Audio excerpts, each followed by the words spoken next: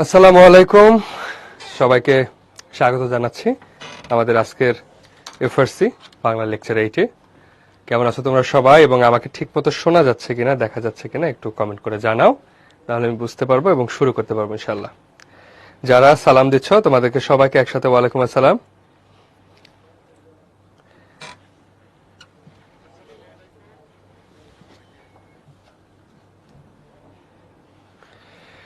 ওকে, clear everything?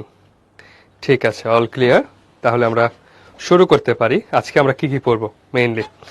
আজকে আমরা পড়বো অর্ধাঙ্গী, বেগম রোকেয়ার লেখা একটি প্রবন্ধ, এবং ব্যাকরণ পার্টের আমাদের উপসর্গ, এই দুটি জিনিস পড়বো। শুরুতে বাংলা প্রথম পত্র নিয়ে আজকে আমরা আলোচনা করতে চাই। প্রথম পত্রের যে অধ্যায়টি সেটি হলো অর্ধাঙ্গী, রোকেয়া সাখাওয়াত হোসেন। রোকেয়া সাখাওয়াত হোসেন সম্পর্কে আমরা কিছু গুরুত্বপূর্ণ ইনফরমেশন গুলো জেনে নিব। বেগম রোকেয়া 1880 সালের 9 ডিসেম্বর জন্মগ্রহণ করেছেন এবং 1932 সালের 9 ডিসেম্বর তিনি মারা গিয়েছেন। এজন্য যেহেতু 9 ডিসেম্বর তার জন্ম, আবার 9 ডিসেম্বরে তার মৃত্যু, এই জন্য 9 ডিসেম্বরকে রোকেয়া দিবস বলা হয়। 9 ডিসেম্বরকে রোকেয়া দিবসও বলা হয়। ওকে, যিনি রংপুরে জন্ম, মিঠাপুকুর থানার অন্তর্গত পায়রাবন্দ গ্রামে। তার পিতার নাম আবু আলী হায়দার সাবের এবং মাতার নাম রাহাতুন্নেসা। দেখছো, আমার নামের নাম তার মায়ের নাম রাহাতুন্নেসা। ঠিক আছে, তার প্রকৃত নাম রোকেয়া খাতুন এবং বৈবাহিক সূত্রে তার নাম রোকেয়া সাখাওয়াত হোসেন, কারণ তার স্বামীর নাম হলো সাখাওয়াত হোসেন। ঠিক আছে, তো এই জন্মের এই ইনফরমেশন গুলো আমাদের কি বলে ইয়াতে এইচএসসি পরীক্ষায় খুব একটা ইনফরমেশন গুলো এমসিকিউতে আসে না। তবে যে ইনফরমেশন গুলো এমসিকিউতে আসে সেটা হলো তার উল্লেখযোগ্য রচনাবলী। সো উল্লেখযোগ্য রচনাগুলোকে আমরা ভালো করে পড়বো, যেটি হলো মতিচুর, অবরোধ বাসিনী আর তার তাৎপর্যপূর্ণ গ্রন্থ। এগুলোকে বেশ গুরুত্বপূর্ণ। সুলতানার স্বপ্ন, পদ্মরাগ নামে দুটি উপন্যাসও তিনি রচনা করেন, এবং ইংরেজি গ্রন্থ আছে সুলতানাস ড্রিম। আর এই যে শিক্ষা লাভ, নারী শিক্ষায় অবদান, এগুলো তোমরা একটু রিডিং পড়ে নিবা। এগুলো থেকে এমসিকিউ এর সম্ভাবনা খুব বেশি না, তবে আসে এইটুকুই আর কি। কিন্তু উল্লেখযোগ্য রচনা বলে এই অংশটা খুবই গুরুত্বপূর্ণ। বিশেষ তথ্য, মেয়েদের শিক্ষার ব্যাপারে ছিলেন রক্ষণশীল। তার পিতা বহু ভাষায় পারদর্শিতা ছিল, তার সুপণ্ডিত ছিলেন, কিন্তু মেয়েদের শিক্ষার ব্যাপারে খুব একটা ইতিবাচক ছিলেন না। কিন্তু তার স্বামী আসলে তাকে বিশেষভাবে শিক্ষায় কি বলে আগ্রহী করে তোলে। এবং 1898 খ্রিস্টাব্দে উর্দুভাষী এবং বিপত্নিক সৈয়দ সাখাওয়াত হোসেনের সঙ্গে তিনি বিবাহ বন্ধনে আবদ্ধ হন। বেগম রোকেয়ার লেখা প্রকাশিত হতো মিসেস আর এস হোসেন নামে। তিনি এই নামে পত্রিকায় লিখতেন আর কি। সো 1932 খ্রিস্টাব্দে 9 ডিসেম্বর এই মহিষী নারী জীবন অবসান ঘটে। সো এই ইনফরমেশন গুলো জাস্ট একটু মাথার মধ্যে রাখবে। এবং তার স্বামী কিন্তু উর্দু ভাষী ছিলেন, এবং বেগম রোকেয়ার পারিবারিক ভাষাও কিন্তু উর্দু ছিল, কিন্তু তিনি বাংলা ভাষায় সাহিত্য রচনা করেছেন। বিষয়টা ইন্টারেস্টিং নিশ্চিতভাবে। ওকে, ঠিক আছে, চলো আমরা অর্ধাঙ্গী মূল প্রবন্ধে চলে যাই। এই প্রবন্ধ তোমরা কেমন করে পড়েছো বলো তো? এই প্রবন্ধ তোমাদের এর আগে পড়া হয়েছে কিনা আমাকে একটু জানাও। প্রান্ত বলেছে, ভাইয়া কেমন আছেন? আছি আলহামদুলিল্লাহ, আল্লাহ ভালো রাখছে। সবচেয়ে বড় কথা হলো আমরা জীবনে যে অবস্থায় থাকি সর্বাবস্থায় আল্লাহ তাআলার শুকরিয়া আদায় করব। আলহামদুলিল্লাহ ভালো আছি সব সময়। যারা পড়ে নাই তাদের আত্মার মাগফিরাত কামনা করি, আল্লাহ তাদের আত্মাকে শান্ত করুক এবং পড়ার তৌফিক দান করি। সবাই বলে আমিন। ঠিক আছে, রিডিং পড়ছি, শুধু রিডিং পড়লে হবে না, বুঝে বুঝে পড়তে হবে, কারণ প্রত্যেকটা লাইনই ভালো করে পড়া উচিত। কারণ প্রবন্ধ থেকে এমসিকিউ গুলো যে আসে, তুমি জাস্ট রিডিং পড়ে পারবা না, কারণ প্রবন্ধে কোনো কাহিনী নাই, বরং প্রত্যেকটা লাইনই গুরুত্বপূর্ণ এবং প্রত্যেকটা লাইনই লেখক কোনো না কোনো বার্তা দেয়। ঠিক আছে ঠিক আছে, এরপরে দেখি আমরা শুরুতে বেগম রোকেয়া কি বলছেন, যে কোন রোগীর চিকিৎসা করতে হলে প্রথমে রোগের অবস্থা জানা আবশ্যক। নিশ্চিতভাবে তাই, যে তোমার যদি চিকিৎসা করতে হয়, তুমি যদি ডাক্তারের কাছে চিকিৎসা নিতে যাও, ডাক্তার শুরুতে আগে শোনে কি তোমার উপসর্গ কি কি। উপসর্গ মানে কি, রোগের লক্ষণ কি কি, মানে রোগের অবস্থা সম্পর্কে জানা উচিত, সেটাই বলছেন। তাই অবলা জাতির উন্নতির পথ আবিষ্কার করিবার পূর্বে তাহাদের অবনতির চিত্র দেখাতে হয়। এই অবলা জাতি বলতে কাদের বোঝাতে হয়েছে? এখানে অবলা জাতি বলতে নারীদের কথা বলা হয়েছে, নারীদের কথা বলা হয়েছে। এখন কথা হলো যে অবলা জাতি নারীদের যদি উন্নতির পথ আবিষ্কার করতে হয়, অর্থাৎ নারীরা উন্নত হবে কিভাবে, হ্যাঁ, এই পথ যদি আপনি আবিষ্কার করতে চান, তাহলে তার অবনতির চিত্রটা দেখতে হবে। অর্থাৎ অবনতি মানে কি, যে নারীরা কোথায় কোথায় অবহেলিত বা কোথায় কোথায় পিছিয়ে আছে, এই পিছিয়ে পড়াটা তুমি যদি চিহ্নিত করতে পারো, তাহলে তুমি সামনে এগিয়ে যাওয়ার দিকটি প্রকাশ করতে পারবে। আমি স্ত্রী জাতির অবনতি শীর্ষক প্রবন্ধে ভগিনী দিগকে জানাইয়াছি যে আমাদের একটা রোগ আছে, দাসত্ব। তাহলে তিনি শুরুতেই যে রোগের নাম বলছেন, সেই রোগের নামটা কি? দাসত্ব। এবং তার একটা প্রবন্ধ আছে স্ত্রী জাতির অবনতি। এই প্রবন্ধে তিনি ভগিনী দিগকে, ভগিনী দিগকে মানে বোনদেরকে, হ্যাঁ বোনদের, ভগিনী ভগিনী মানে হলো বোন, বোনদের, বোনদেরকে জানাইয়াছি যে একটা রোগ আছে, রোগের নাম হলো দাসত্ব। দাসত্ব বিষয়টা কি? তোমরা কি দাসত্ব মানে বুঝো কিনা? দাসত্ব হলো যে নিজের কোনো স্বাধীনতা নেই, নিজের মনোভাব, নিজের ইচ্ছার কোনো বহিঃপ্রকাশ নেই, অন্যে আমাদেরকে যা চাপিয়ে দেয় আমরা তাই করে থাকি, এটাই হলো দাসত্ব। তো তুমি যদি স্বাধীন না হও, তাহলে আসলে তোমার ব্যক্তি সত্তার কোনো বিকাশ হইল না। কুকুর একটি প্রভুভক্ত প্রাণী। কেন প্রভুভক্ত বলা হচ্ছে? এটা তো দোষ না গুণ। মানুষ হিসেবে যদি আমরা দেখি, কুকুরের এটা একটা গুণ যে সে প্রভু ভক্ত, প্রভুর যে কোনো বিপদে সে জানটা দিয়ে দেবে নিজের জানের মায়া ত্যাগ করে। কিন্তু পক্ষান্তরে প্রাণী হিসেবে তুমি যদি জাজ করো, তাহলে সেই প্রাণীর কোনো সেলফ রেসপেক্ট নাই। অর্থাৎ তার যা করবে সে ওইখানেই পড়ে থাকবে। তুমি দুটা লাথি দাও, উষ্ঠা দাও, সে ওখানেই পড়ে থাকবে। সেটা ওয়ান কাইন্ড অফ দাসত্ব, প্রভু ভক্ত একটা ব্যাপার। সো আমাদের স্ত্রী জাতির যে রোগের কথা তিনি বলছেন এই প্রবন্ধে, সেটা হলো দাসত্ব। সে রোগের কারণ এবং অবস্থা কতক পরিমাণে ইতঃপূর্বে বর্ণনা করা হইয়াছে। যে এর আগের প্রবন্ধে বেগম রোকেয়ায় এই অবস্থা, দাসত্বের অবস্থা তিনি বর্ণনা করেছেন। এক্ষণে আমরা দেখাইতে চেষ্টা করিব, মানে এক্ষণে মানে এখন আমরা দেখাইতে চেষ্টা করিব সেই রোগ হওয়ায় আমাদের সামাজিক অবস্থা কেমন বিকৃত হইয়াছে, যে নারীদের এই দাসত্ব রোগ হওয়ার কারণে আমাদের সামাজিক অবস্থার কেমন বিকৃতি ঘটেছে, এটা তিনি প্রকাশ করছেন। ঔষধপথ্যের বিধান স্থানান্তরে দেওয়া হইবে। ঔষধপত্রের বিধান স্থানান্তরে দেওয়া হবে, যে যে ওষুধপত্র দরকার এই রোগের জন্য সেগুলো জায়গায় জায়গায় দেয়া হবে, প্যারা নাই। এইখানে গোড়া পর্দাপ্রিয় ভাগিনীদের অবগতির জন্য দু একটা কথা বলিয়া রাখা আবশ্যক বোধ করি। গোড়া পর্দাপ্রিয়, এখানে বেগম রোকেয়া সম্পর্কে আমরা একটু কথা বলতে চাই। যে বেগম রোকেয়া তিনি কিন্তু পর্দা প্রথা নিয়ে তার একটু মানে এটাকে আমরা কি বলবো, যে বেগম রোকেয়া তিনি আসলে পর্দাকে অত বেশি পছন্দ করতেন না, এটা সরাসরি তিনি তার প্রবন্ধে লিখেছেন। আবার তিনি একেবারে পর্দাকে ছেদ করার কথাও তিনি কোথাও বলেন নাই। সো একটা কনফিউশনাল কিছু বার্তা আছে। সো আমরা ধর্মীয় দৃষ্টিকোণ থেকে অবশ্যই ইসলাম যেটাকে বলেছে, ইসলাম যেটাকে প্রাধান্য দিয়েছে, আমরা সেটাকে কোনো যদি কিন্তু ছাড়া বিশ্বাস করি। কিন্তু এখানে প্রবন্ধে যেহেতু আছে, বেগম রোকেয়া যা বলছে সেটি আমি আপনাদেরকে বোঝাবো, কিন্তু এটা আমার বক্তব্য না, কিংবা এটা ইসলামের বক্তব্য না। বেগম রোকেয়া একজন নাম হিসেবে তিনি ইসলামের, ধরেন যে ইসলামের নাম তিনি গ্রহণ করেছেন, কিন্তু এই বক্তব্য ইসলামের কোনো বক্তব্য না, কিংবা আমি পড়ানোর সময় যে কথাগুলো বলবো এটা বেগম রোকেয়ার বক্তব্য, আমার কোনো বক্তব্য নয়। সো তিনি যা বলছেন আমি সেই কথাগুলোই তো আপনাদের সাথে, তোমাদের সাথে উপস্থাপন করব। তিনি গোড়া পর্দাপ্রিয় মানে খুবই কনজারভেটিভ, বোনদেরকে অবগতির জন্য, জানানোর জন্য দু একটা কথা বলে রাখা আবশ্যক মনে করছেন, প্রয়োজনীয় মনে করছেন। আমি অবরোধ প্রথার বিরুদ্ধে দণ্ডমায়ন হই নাই। অবরোধ প্রথার বিরুদ্ধে, অর্থাৎ পর্দা প্রথা বা পর্দার কারণে তারা যে নারীরা যে ঘরের মধ্যে থাকে, সেই প্রথার বিরুদ্ধে তিনি কি দণ্ডায়মান হন নাই, এই কথা তিনি বলছেন। কেউ যদি আমার স্ত্রী জাতির অবনতি প্রবন্ধে পর্দা প্রথা বিদ্বেষ ছাড়া আর কোন উদ্দেশ্য দেখিতে না পান, তবে মনে করিতে হইবে আমি নিজের মনোভাব উত্তম রূপে ব্যক্ত করিতে পারি নাই, অথবা তিনি প্রবন্ধটি মনোযোগ সহকারে পাঠ করেন না। তো তিনি বলছেন যে পর্দা প্রথার বিদ্বেষ, এই জিনিসটা ছাড়া যদি আপনি আর কিছু বুঝতে না পারেন ওই স্ত্রী জাতির অবনতি ওই প্রবন্ধে, তাহলে আপনার উচিত, তিনি বলছেন যে আপনার উচিত যে মনোযোগ সহকারে আপনি পাঠ করেন, আপনি আবার পাঠ করেন, অথবা আপনি ঠিক মতো বুঝেন নাই। সো তার বক্তব্য এখানে স্পষ্ট। এই স্লাইডে কোনো সমস্যা আছে নাকি তোমরা বলো? এই পর্যন্ত কোনো সমস্যা আছে কিনা বলো। ক্লিয়ার? ওকে। এরপরে সে প্রবন্ধে প্রায় সমগ্র নারী জাতির উল্লেখ আছে। সকল সমাজের মহিলাগণই কি অবরোধ বন্দিনী থাকেন, অথবা তাহারা পর্দানশীল নহেল বলিয়া আমি তাহাদিগকে সম্পূর্ণ উন্নত বলিয়াছি। আমি মানসিক দাসত্বের ইনস্লেভড মনের আলোচনা করেছি। ইনস্লেভড মন, মানুষ মানসিকভাবেই দাস, মানসিকভাবেই দাস।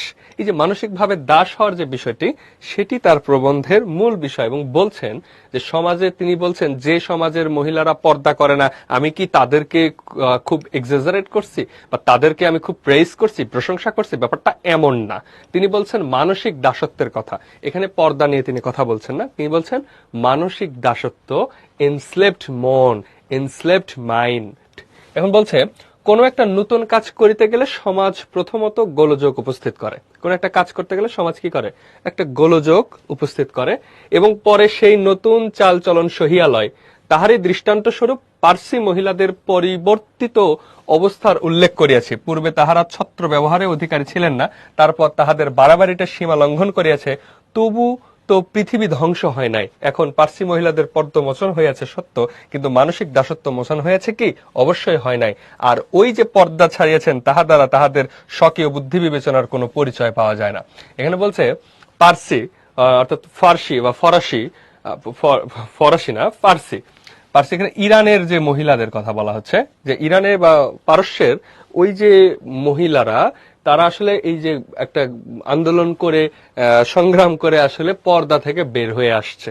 কি থেকে? পর্দা থেকে বের হয়ে আসছে। তিনি বলছেন যে আমি কি এটাকে খুব প্রশংসা করছি, তাহাদের বাড়াবাড়ি সীমাটা লঙ্ঘন করেছে, তবু তো পৃথিবী ধ্বংস হয় নাই। যে এই যে তারা যে বাড়াবাড়ির সীমা, যে পর্দা প্রথা কে তারা মানে অতিক্রম করে বের হয়ে আসছে, আমি কি সেটাকে কি বলছি? এটার কারণে কি পৃথিবী ধ্বংস হয়েছে? তিনি বলছেন এখন পার্সি মহিলাদের পর্দা মোচন হয়েছে সত্য, যে পার্সি মহিলারা আর পর্দা ব্যবহার করেন না, এটা সত্য। কিন্তু মানসিক দাসত্ব মোচন হয়েছে কি? যে তারা পর্দা ব্যবহার না করলেও তারা কি মানসিক দাসত্বের যে ভেতরে যে বন্দী, এটা থেকে কি বের হইতে পারছে? কয় না, অবশ্যই হয় নাই। এরা কিন্তু ওই পর্দা থেকেই বের হয়েছে, কিন্তু মানসিক দাসত্বের কথা যেটা বলছে সেটা কিন্তু বের হয় নাই। তিনি বলছেন পার্সি পুরুষগণ কেবল অন্ধভাবে বিলাতী সভ্যতার অনুকরণ করিতে যাইয়া স্ত্রী দিগকে পর্দার বাহিরে আনিয়াছে, ইহাতে অবলাদের জীবনী শক্তির তো পরিচয় পাওয়া যায় না। তো এখানে পার্সি পুরুষগণ যে ওই পার্সি ফার্সি ফার্সি এবং ইরানের বা ওই পারস্যের ওই অঞ্চলের যে পুরুষরা, তারা আসলে ওই পশ্চিমা সাহিত্য মানে ওই ইউরোপ আমেরিকার কালচার দেখে তারা হয়তো তাদের নারীদেরকে পর্দার বাইরে বের করে আনছেন। কিন্তু এতে কি নারীদের কোনো উন্নতি হয়েছে কিনা? তিনি বলছেন অবলাদের জীবনী শক্তির তো কোনো পরিচয় পাওয়া যায় না, এখানে তো লাইফ বাড়ে নাই, এখানে তো নারীদের কোনো সেলফ রেসপেক্টের গ্রো করে নাই, শুধু তারা পর্দার বাইরে আসছে। সো তারপরে বলছে তাহারা যে জড় পদার্থ, সেই জড় পদার্থই আছেন। যে ওই দেশের ওই পারস্যের যে নারীরা, তারা যেমন জড় ছিলেন পর্দার বাইরে বা ভিতরে, এখনো সেই জড়ই আছেন। পুরুষ যখন তাহাদিগকে অন্তঃপুরে রাখিতেন, অর্থাৎ ঘরের ভেতরে রাখিতেন, তাহারা তখন সেইখানে থাকিতেন, অর্থাৎ ঘরের ভেতরে থাকিতেন। আবার পুরুষ যখন তাহাদের নাকে দড়ি ধরিয়া টানিয়া তাহাদিগকে মাঠে বাহির করিয়াছেন, তখন তাহারা পর্দার বাহির হইয়াছেন। ইহাতে রমণীকুলের বাহাদুরি কি? ওইরূপ পর্দা বিরোধ কখনোই প্রশংসনীয় নয়। এই পুরুষরাই আসলে নারীদেরকে এই কাজ করছে, তারাই পর্দার বাইরে আনছে। তারা যখন চাইছে তারা ঘরে থাকুক, নারী ঘরে থাকছে। তারা যখন নাকে দড়ি দেয় টান দিয়ে নিয়ে আসছে, তখন নারীরা বের হয়ে আসছে। তো এখানে কিন্তু নারীদের কোনো ভূমিকা নাই, এবং এইরূপ পর্দা প্রথার বিরোধী তিনি ছিলেন না। তিনি বলছেন যে আমি আসলে পর্দা নিয়ে আমার কোনো কথা নাই, আমার কথা হলো মানসিক দাসত্ব, ইনস্লেভড অবস্থা থেকে, ইনস্লেভড মাইন্ড, ইনস্লেভারি থেকে তোমাকে বের হয়ে আসতে হবে, বা নারীদেরকে বের হয়ে আসতে হবে, এবং দাসত্ব থেকে বের হয়ে আসতে হবে। এটাই ছিল তার মোটো। এবং তিনি বলছেন কলম্বাস যখন আমেরিকা আবিষ্কার করিতে কৃত সংকল্প হন, তখন লোকে তাকে বাতুল বলে নাই কি? নারী আপন সত্য স্বামিত্ব বুঝিয়া আপনাকে নরের ন্যায় শ্রেষ্ঠ জ্ঞান করিতে চাহে, ইহাও বাতুলতা বই আর কি? বাতুল মানে কি? বাতুল মানে হলো পাগল আর কি, তার ভেতরে একটা পাগলামি ছিল। যখন কলম্বাস এই যে আমেরিকা আবিষ্কার করিতে মানে সংকল্প বোধ করে যে আমি ওইটা আবিষ্কার করবো, আমেরিকা আসলে আবিষ্কার করা হয়েছে, এখানে জনবসতি ছিল, রেড ইন্ডিয়ান বলা হয় তাদেরকে। তোমরা গুগল সার্চ করলে দেখতে পাবে যে আমেরিকার যে আদিবাসী, তারা একদম আফ্রিকার মানুষদের মতো অনেকটা। তো পরে আমেরিকা, এখন যে আমেরিকা, এটা কিন্তু মূলত সারা পৃথিবী থেকে একটা হোয়াইট সুপ্রিমিস্ট লোকজন গিয়ে ওখানে জড়ো হয়েছে আর কি। তো তিনি কলম্বাস যখন প্রথম এটা আবিষ্কার করে, তখন লোকজন তাকে পাগল বলছে, রাইট? এখন বলছে নারী আপন সত্য স্বামিত্ব বুঝিয়া আপনাকে নরের ন্যায় শ্রেষ্ঠ জ্ঞান করিতে চাহে, ইহাও বাতুলতা বই আর কি। যে নারী যখন ওই যে আপন সত্য স্বামিত্ব বুঝিয়া নিজের সবকিছু, নিজের অধিকার, নিজের মানে যত শক্তি সবকিছু বুঝিয়া আপনাকে নরের ন্যায় শ্রেষ্ঠ করিতে চাহে, মানে নিজেকে নরের মতো, মানে পুরুষের মতো শ্রেষ্ঠ করতে চায়, এটাও কি পাগলামি নয়? পুরুষগণ স্ত্রী জাতির প্রতি যতটুকু সম্মান প্রদর্শন করেন তাহাতে আমরা সম্পূর্ণ তৃপ্ত হইতে পারি না। বেগম রোকেয়া বলছে যে পুরুষ আমাদেরকে, নারীদেরকে যতটুকু সম্মান করে আমরা আসলে ততটুকুতে তৃপ্ত না, আমরা আসলে এতটুকুতে খুশি না। লোকে কালী, শীতলা প্রভৃতি রাক্ষস প্রকৃতির দেবীকে ভয় করে, পূজা করে সত্য, কিন্তু সেইরূপ বাঘিনী, নাগিনী, সিংহী প্রভৃতি দেবীও কি ভয় ও পূজা লাভ করে না? তবেই দেখা যায় পূজাটা কে পাইতেছে, রমণী কালী না রাক্ষসী নিমুন্ডু মালিনী। সো ব্যাপারটা হয়েছে যে নারীদেরকেও পুরুষরা ভয় করে, কিন্তু যখন সে কালী রূপে থাকে, যখন সে ওই নাগিনী, সিংহী, বাঘিনী রূপে থাকে, কিন্তু যখন সে ওই যে শীতলা থাকে তখন কিন্তু সেই দেবীকে, শীতল থাকে তখন কিন্তু তার পূজা করে না। ব্যাপারটা হয়েছে সত্য, কিন্তু সেরূপ বাঘিনী, নাগিনী প্রভৃতি দেবীও কি ভয় ও পূজা লাভ করে না? ভয় ও পূজা লাভ কিন্তু তারাও করে।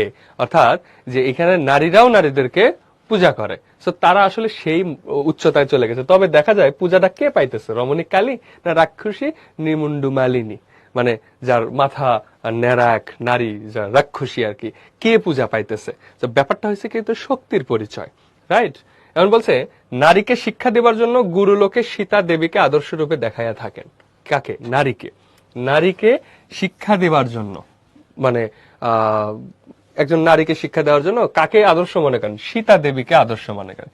সীতাকে, সীতা অবশ্যই পর্দানশীল ছিলেন না, সীতাকে রামের স্ত্রী এবং তিনি রামচন্দ্রের অর্ধাঙ্গী। রামচন্দ্র মানে হলো রাম, মানে দেবতা যে রাম, সে রামের অর্ধাঙ্গী, রানী, প্রণয়িনী এবং সহচরী।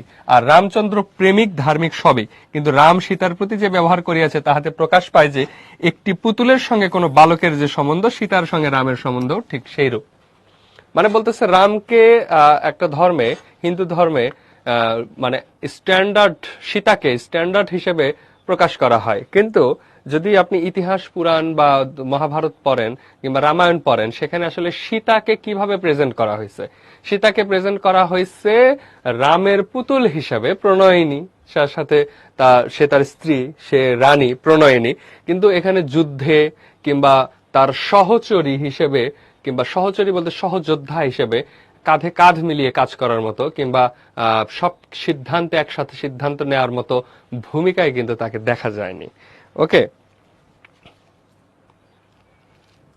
এরপর যখন বলা হচ্ছে বালক ইচ্ছা করিলে পুতুলকে প্রাণপণে ভালোবাসিতে পারে, পুতুল হারাইলে, মানে বালক একটা ছেলে বা মেয়ে যারা ছোটবেলায় যারা পুতুল খেলে, তো পুতুলের সাথে কেমন ব্যবহার করে? বালক ইচ্ছা করিলে পুতুলকে প্রাণপণে ভালোবাসতে পারে, একটা পুতুলকে অনেক ভালোবাসতে পারে। পুতুল হারাইলে বিরহে অধীর হইতে পারে, মানে পুতুল হারায় গেলে মানে কান্না করে দিতে পারে।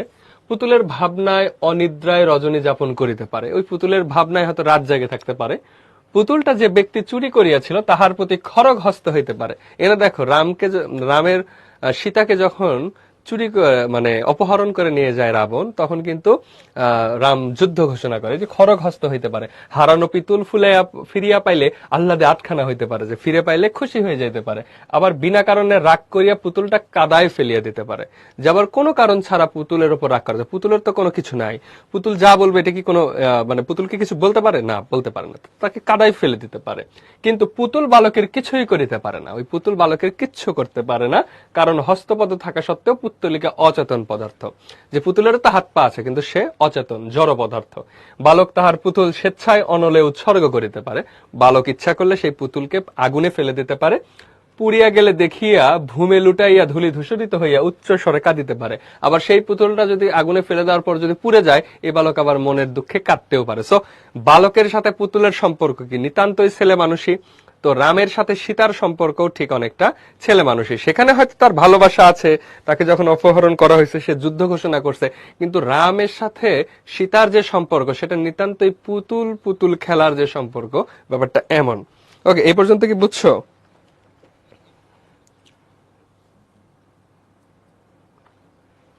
এ পর্যন্ত কোনো প্রবলেম আছে কিনা একটু বলো।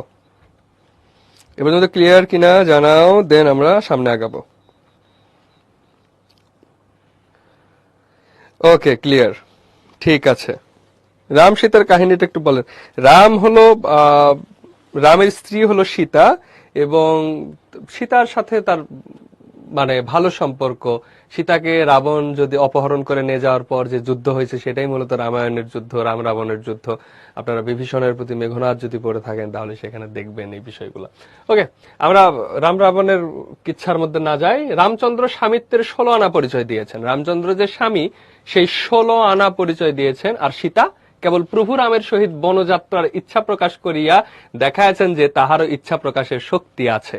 সে মানে রাম কিন্তু তার পুরুষ, সে যে স্বামী, স্বামী শব্দের সমার্থক শব্দ কিন্তু প্রভু। প্রভু মানে সৃষ্টিকর্তা, তাকেই বলা হয় স্বামী, বা ভূস্বামী মানে কি জমিদার।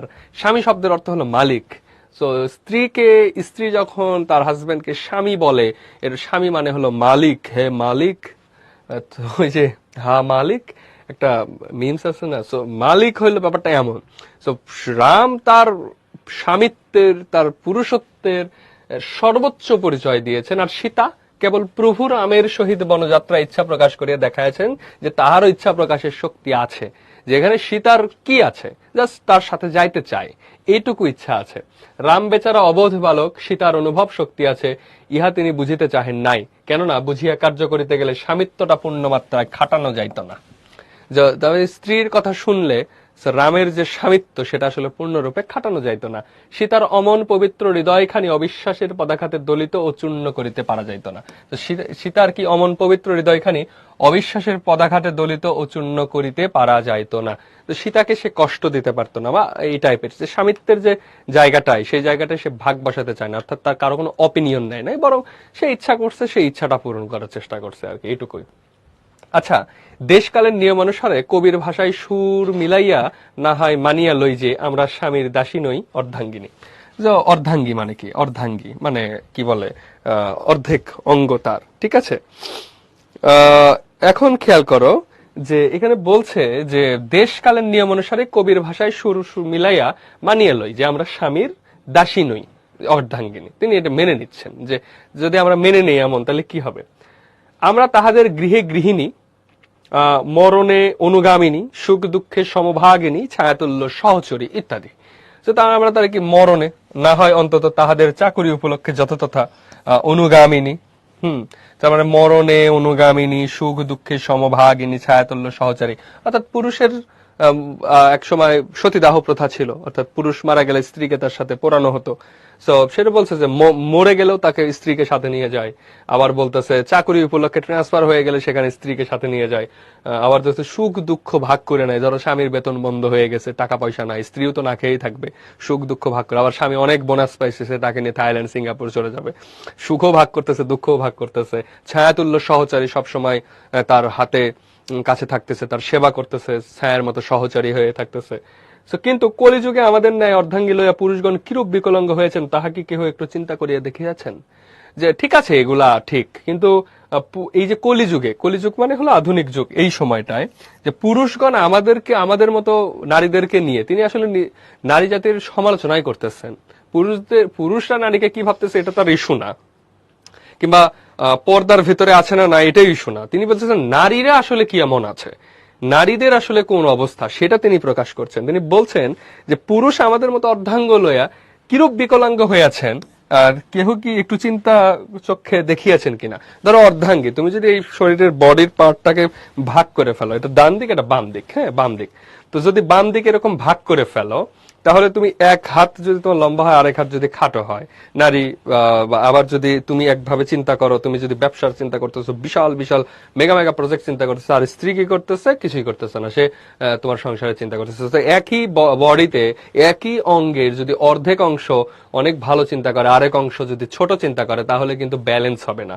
সো অর্ধাঙ্গী হয়ে যে নারী তার পুরুষকে সাপোর্ট দিতে পারতেছে না, এই জন্য তিনি বলছেন যে নারী এখানে পুরুষের অর্ধেক হয়ে পুরুষকেই বিকলাঙ্গ বানায় ফেলছে। সো নারীর সমালোচনা এখানে সরাসরি করতেছে। ওকে, এরপরে বলছে আক্ষেপের বিষয় যে আমি চিত্রকর্ণহীন, অথবা এই নারীরূপ অর্ধাঙ্গ লইয়া কেমন অপরূপ মূর্তি হয়েছে তাহা আঁকিয়া দেখাইতাম। ঠিক আছে, তিনি বলছে আমি যদি মানে শিল্পী হইতাম, শিল্পী হইলে বলছে যে আমার এই যে মানে নারীকে যুক্ত করার পর একজন পুরুষ কেমন বিকলাঙ্গ হয়েছে বা কিরূপ হয়েছে এটা আমি আঁকায় দেখাইতে পারতাম। তিনি বলছেন শুক্লকেশ বুদ্ধিমানগণ বলেন যে আমাদের সাংসারিক জীবনটা দ্বিচক্র শকটের ন্যায়। দ্বিচক্র শকটের ন্যায়, দ্বিচক্র শকট মানে কি একটা দুইটা চাকা, হ্যাঁ, দুইটা চাকাওয়ালা শকট মানে যানবাহনের ন্যায়। এই শকটের এক চক্র পতি, অপরটি পত্নী, মানে একটা স্বামী আর একটা স্ত্রী, দুইটা চাকা। এখন ইংরেজি ভাষায় বলা যায় স্ত্রীকে অংশিনী, পার্টনার বা উত্তম বা বেটার হাফ ইত্যাদি বলে। জীবনের কর্তব্য অতি গুরুতর, সহজ নয়। এখন ইংরেজিতে নারীকে পার্টনার, অংশিনী বলা হয় কিংবা বেটার হাফ বলা হয়, বেটার হাফ বা বেস্ট হাফ বলা হয়, বা যেটাই বলে, যা অনেকে ভালোবেসে আবার বেস্ট হাফ বলে। যাই হোক, সেটাই বলছে যে আমাদের সাংসারিক জীবনটা একটা চাকার মানে সাইকেলের মতো, দুইটা চাকা থাকবে। যে একটা চাকা যদি গোল হয় আর একটা চাকা যদি চারকোনা হয়, কোনোভাবে সেটা আগাবে না, মানে ওটা আগাবে কিন্তু ওইটা আগানোটা খুবই কঠিন। তিনি বলছে সুকঠিন গার্হস্থ্য ব্যাপার সুশৃঙ্খল কে পারে চালাতে। সুকঠিন গার্হস্থ্য ব্যাপার সুশৃঙ্খল কে পারে চালাতে, রাজ্য শাসনের রীতিনীতি সূক্ষ্মভাবে রয়েছে ইহাতে। বলছে সংসারই আসলে রাজ্য শাসনের একটা প্রাথমিক স্টেজ। পরিবার থেকে সমাজ হয়, সমাজ থেকেই দেশ বা রাষ্ট্র হয়। তুমি যদি পরিবারকে ঠিক মতো ব্যালেন্স করতে না পারো, তোমার পরিবারের ভেতরেই যদি তুমি গ্রহণযোগ্য না হও, পরিবারের ভেতরেই যদি তুমি সুষম বন্টন না করতে পারো, শুদ্ধ চিন্তা করতে না পারো, তুমি তো রাষ্ট্র চালাতে পারবে না। সেখানে বলছে যে রাজ্য শাসনের রীতিনীতি সূক্ষ্মভাবে রয়েছে ইহাতে। কার মধ্যে?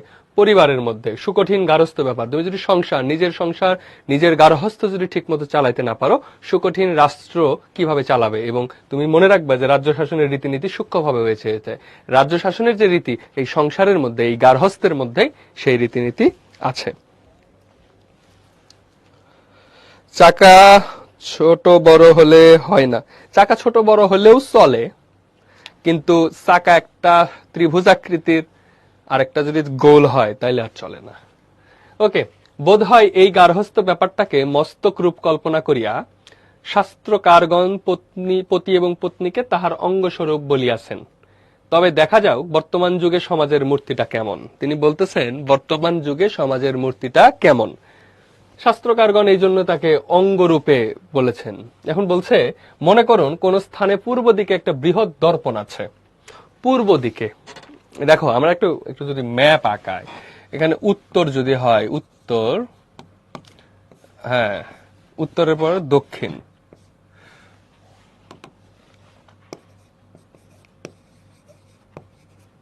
দক্ষিণ, উত্তর দক্ষিণ হলে এই পাশে পশ্চিম থাকে, আর এদিকে পূর্ব থাকে। এখন খেয়াল করো, বলছে পূর্ব দিকে একটা বৃহৎ দর্পণ আছে, এই দিকে একটা আয়না আছে। ধরো এটা একটা আয়না, ঠিক আছে, এটা একটা আয়না। সো এই আয়নার মধ্যে একটা মানুষ দেখা যাচ্ছে, সাপোজ ধরো। এখন বলা হচ্ছে পূর্ব দিকে একটা বৃহৎ আয়না আছে, আপনি যাহাকে মস্তক রূপে নিরীক্ষণ করিতে পারেন, মানে আপাদ মস্তক, আপনি পা থেকে মাথা পর্যন্ত দেখতে পারেন, এরকম একটা লম্বা আয়না আছে।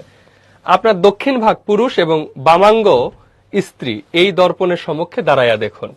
তাহলে এখানে দক্ষিণ, এখানে বলা হচ্ছে, দেখো আমি যদি একটা ডিফারেন্ট কালি নেই, এই পূর্ব দিকে যদি দাঁড়াও, যে দক্ষিণ দিকে কি বলছে? দক্ষিণ ভাগ পুরুষ, সেই অংশ হলো পুরুষ, এই অংশ পুরুষ বলা হচ্ছে, আর এই অংশ কি? স্ত্রী। এবং বলছে বামাঙ্গ, তাহলে ডান দিকে পুরুষ আর বাম দিকে কি? উত্তর দিকে হলো স্ত্রী। যদি এরকম পূর্ব দিকে হয়ে থাকে তাহলে ডান দিকে পুরুষ, বাম দিকে স্ত্রী। আপনার দক্ষিণ বাহু দীর্ঘ 32 ইঞ্চি স্থূল, বাম বাহু দৈর্ঘ্য 24 ইঞ্চি ক্ষীণ। এখন বলছে দক্ষিণ বাহু মানে কি? এই যে পুরুষের বাহু 32 ইঞ্চি, এক হাত যদি 32 ইঞ্চি হয়, নারীরা পুরুষের থেকে আকারে তুলনামূলক ছোট হয়, তখন স্থূল বাম বাহু দৈর্ঘ্যে 24 ইঞ্চি, একটা হাত হলো 32 ইঞ্চি আর একটা হাত হলো 24 ইঞ্চি, এরকম। তো তাহলে অর্ধেকের যদি এরকম এক হাত এরকম বড় হয় আর এক হাত ছোট হয়, তাহলে কেমন হইলো? দক্ষিণ চরণ 12 ইঞ্চি, বাম চরণ অতিশয় ক্ষুদ্র। মেয়েদের পাও ছোট হয় সাইজে, তো দেখা যাচ্ছে যে এক পা বড় 12 ইঞ্চি আর এক পা ছোট। দক্ষিণ স্কন্ধ উচ্চতায় 5 ফিট, বাম স্কন্ধ উচ্চতায় 4 ফিট। আমার পুরুষের উচ্চতা হলো 5 ফিট আর কোনটা কাঁধ 4 ফিট। তাহলে একটা কাঁধ উঁচুতে, একটা কাঁধ নিচুতে, একটা হাত বড়, একটা হাত ছোট, একটা পা বড়, একটা হাত ছোট। এখন এই দিকে যদি তুমি তাকাও তাহলে একটা মানুষটা কেমন হবে? ধরো এটা মানুষ, তো মানুষের একটা হাত ধরো লম্বা 32, আরেকটা হাত ধরো ছোট। এখন ধরো তার পা শুরু হয়েছে এখান থেকে, এখান থেকে তার পা এটুকু, তার পা এটুকু। এই পাটা ছোট, এই পাটা আবার বড়। তাহলে এই কাঁধেরও তো কথা বলছে, তাই না? তা কাঁধ হইলো এইটা ধরো 5 ফিট, এইটা ধরো 4 ফিট। তাহলে দেখো তুমি যখন অর্ধাঙ্গ করতেছো তখন এক হাত শুরু হচ্ছে এই 4 ফিট থেকে, পাটা ছোট, এই পাটাও ছোট, আরেক পা লম্বা, আরেক হাত লম্বা, আবার মাথাটা। তাহলে দেখো চিন্তা করো, তাহলে এইরকম যদি একটা সাইজ হয়, দক্ষিণ উচ্চতায় 5 ফিট, বাম স্কন্ধ উচ্চতায় 4 ফিট, এইটা বলতেছে অর্ধাঙ্গ। তো এই পার্ট হলো ডান দক্ষিণ পুরুষ, আর এই পার্ট হলো নারী। তাহলে কেমন হইলো এই চিত্রটা? তুমি যদি তাহলে যদি চিত্রটা দেখো তাহলে কেমন হবে? আচ্ছা সরি, 32 বলছি বারবার, 30 হবে।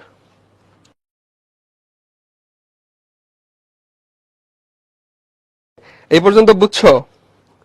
মানে অর্ধাঙ্গী বলতে তিনি আসলে কি বুঝাইতে চাইছেন? আমি ছবি আঁকতে পারি না, ছবি আঁকতে পারলে ভালোই হতো। আপনারা বলছে কি? আচ্ছা তাহলে বেগম রোকেয়ার মতে কি এমন বিয়ে হওয়া উচিত যেখানে ছেলে মেয়ের উচ্চতা, ওজন, বয়স, দিন, মাস সব একদম হুবহু এক হইতে হবে? না, আসলে বেগম রোকেয়া কি বলছে ওটা ঠিক মতো তিনি বুঝছেন কিনা আমরা একটু সন্দিহান, কারণ এইভাবে তো আসলে কম্পেয়ার করার দরকার হয় না, তাই না? তবে মাথাটা সোজা থাকিতে পারে না। তো এখন বলছে যে এরকম যদি হয়, তো এইরকম যদি হয় তাহলে মাথাটা কি একটু বাঁকা হয়ে যাবে, এই দিকে বাঁকা হয়ে যাবে, তাই না? তাহলে এটা যদি মাথা হয় যে এই দিকে, যেদিকে ছোট ওই দিকে কি বাঁকা হয়ে যাবে। আবার দক্ষিণ কর্ণভার বিপরীত দিকে একটা ঝুঁকি আছে। দক্ষিণ কর্ণ হস্তি কর্ণের ন্যায় বৃহৎ, আর বাম কর্ণ রাশভারের ন্যায় দীর্ঘ। দেখুন, ভালো করে দেখুন আপনার মূর্তিটা কেমন। তো বলতেছে তুমি এখন দেখো এই মূর্তিটা কেমন দেখতে, যে এটাকে যখন অর্ধাঙ্গ বলছে এটার মূর্তিটা কেমন দেখো। যদি এই মূর্তিটা অনেকের মনোমত হয় তবে দ্বিচক্র শকটের গতি দেখায়।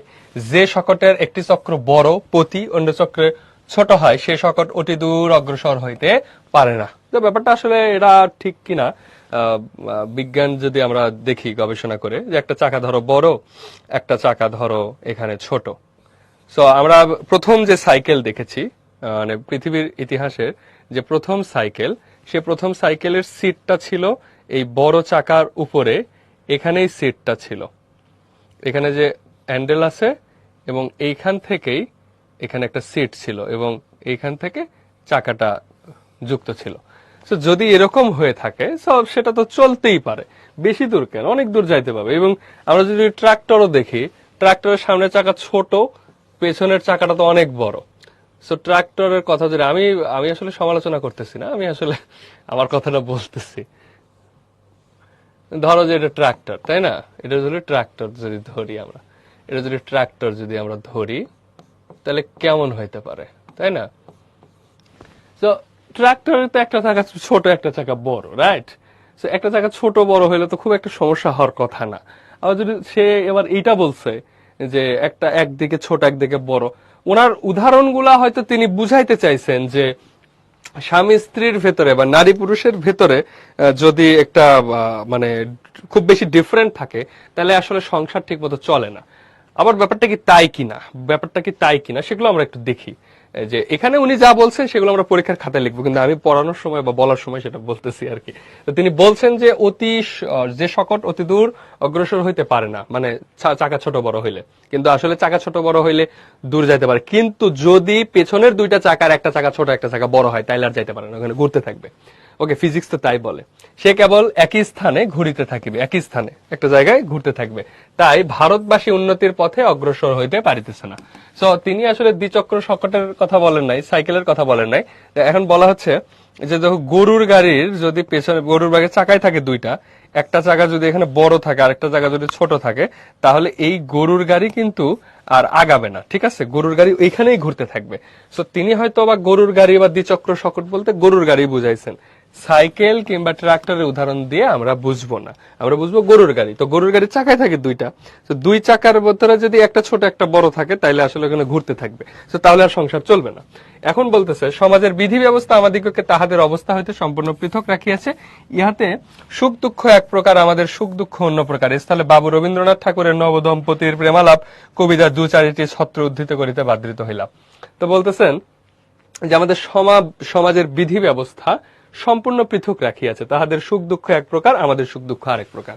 সো নারীদের সুখ দুঃখ, আমাদের সুখ দুঃখ, তাদের আনন্দ বেদনা, আমাদের আনন্দ বেদনাটা সম্পূর্ণ কি আলাদা আলাদা। বুঝতে পেরেছ? নারীদের সুখ দুঃখ আর পুরুষের সুখ দুঃখ আলাদা। এটা কে বলছে? এটা সমাজ বলছে। এবং রবীন্দ্রনাথের একটা কবিতা আছে নবদম্পতির প্রেমালাপ, এই কবিতায় আসলে তিনি কি বলতেছেন দেখো। এই কবিতাটা ইন্টারেস্টিং।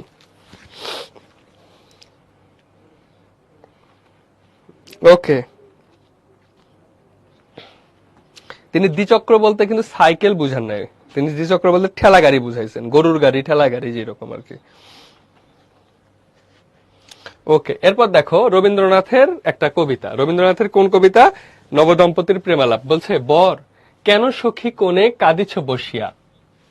কেন বর বলতেছে, নবদম্পতি মানে নতুন বিয়ে হয়েছে, বর বলতেছে সখী কেন কাঁদিছ বসিয়া। কেন সখী কোণে কাঁদিছ বসিয়া, যে ঘরের কোণে তুমি বসে থেকে কান্না করতেছো কেন? নতুন বউকে বলতেছে। কোণে বলতেছে পুষি মিনিটারি ফেলিয়া এসেছি ঘরে। কন্যা বলতেছে আমার বিড়ালটারে আমি বাসায় ফেলে আসছে, তার জন্য সে কান্না করতেছে। পুরুষের কান্না, নারীর কান্না, নারীর চিন্তা পুরুষের চিন্তার ভেতরে যে পার্থক্য আছে সেটা বোঝানো যায়। বর বলছে কি করেছ বনে কুঞ্জ ভবনে, খেতেছি বসিয়া টোপাকুল। ঠিক আছে, বর বলতেছে কি করেছ বনে কুঞ্জ ভবনে, সে তুমি এই যে এই বনের মধ্যে গাছ বাগানে মানে কি বলে বাগানের মধ্যে কি করো, কুঞ্জ ভবনে আর কি। কোনে বলতেছে যে খেতেছি বসিয়া টোপাকুল, মানে বড়ই খাইতেছে আর কি, কুল মানে বড়ই। বর বলতেছে জগৎ ছানিয়া কি দিব আনিয়া জীবন করি ক্ষয়, তোমার তরে সখী বলো কি করিব কি। তো বর বলতেছে এই জগৎ থেকে নিজেকে ক্ষয় করে তোমার জন্য আমি কি এনে দিতে পারি। স্বামী তার স্ত্রীকে বলতেছে। তো নতুন বউ কি বলতেছে, আরো কুল পারো গোটা ছয়, বলছে তুমি আরো কিছু বড়ই পেরে দাও। সো নারী পুরুষের ভেতরে যে চিন্তা ভাবনার যে মানে পার্থক্য, আগেকার দিনে রবীন্দ্রনাথ যে সময় লিখেছেন তখন আসলে ব্যাপারটা ছিল এরকম যে পুরুষরা অনেক কম বয়সী নারীদের বিয়ে করতো, তাদেরকে এজ ডিফারেন্স ছিল মিনিমাম 15 থেকে 20 বছরের এজ ডিফারেন্সে বিয়ে শাদী হইতো। তো যে কারণে একটা ধরেন যে 25 বছরের একটা ছেলে বিয়ে করতেছে 12-13 বছরের একটা মেয়েকে, 10-12-15 বছর হইলে তো ওই মেয়ের বিয়ে হওয়াই মুশকিল। সো নর্মালি 8-9 থেকে শুরু হয় বিয়ের ব্যাপারটা। সো তাহলে চিন্তা করো যে যখন 9-10 বছর বা 12 বছরের একটা মেয়েকে বিয়ে করতেছে 25-30 বছরের একটা লোক, তখন খেয়াল করো যে এখন 25-30 বছরের এই লোকটার চিন্তা আর ওই মেয়েটার চিন্তা কি এক হবে? ছেলেটা বলতেছে তোমার জন্য আমি সারা জগৎ থেকে কি আনতে পারবো, বলতে তুমি গোটা ছয় আমাকে বড়ই পেরে দাও। এখন হইতেছে বর বলতেছে বিরহে বেলা কেমনে কাটিবে, কোনে বলতেছে দেব পুতুলের বিয়ে।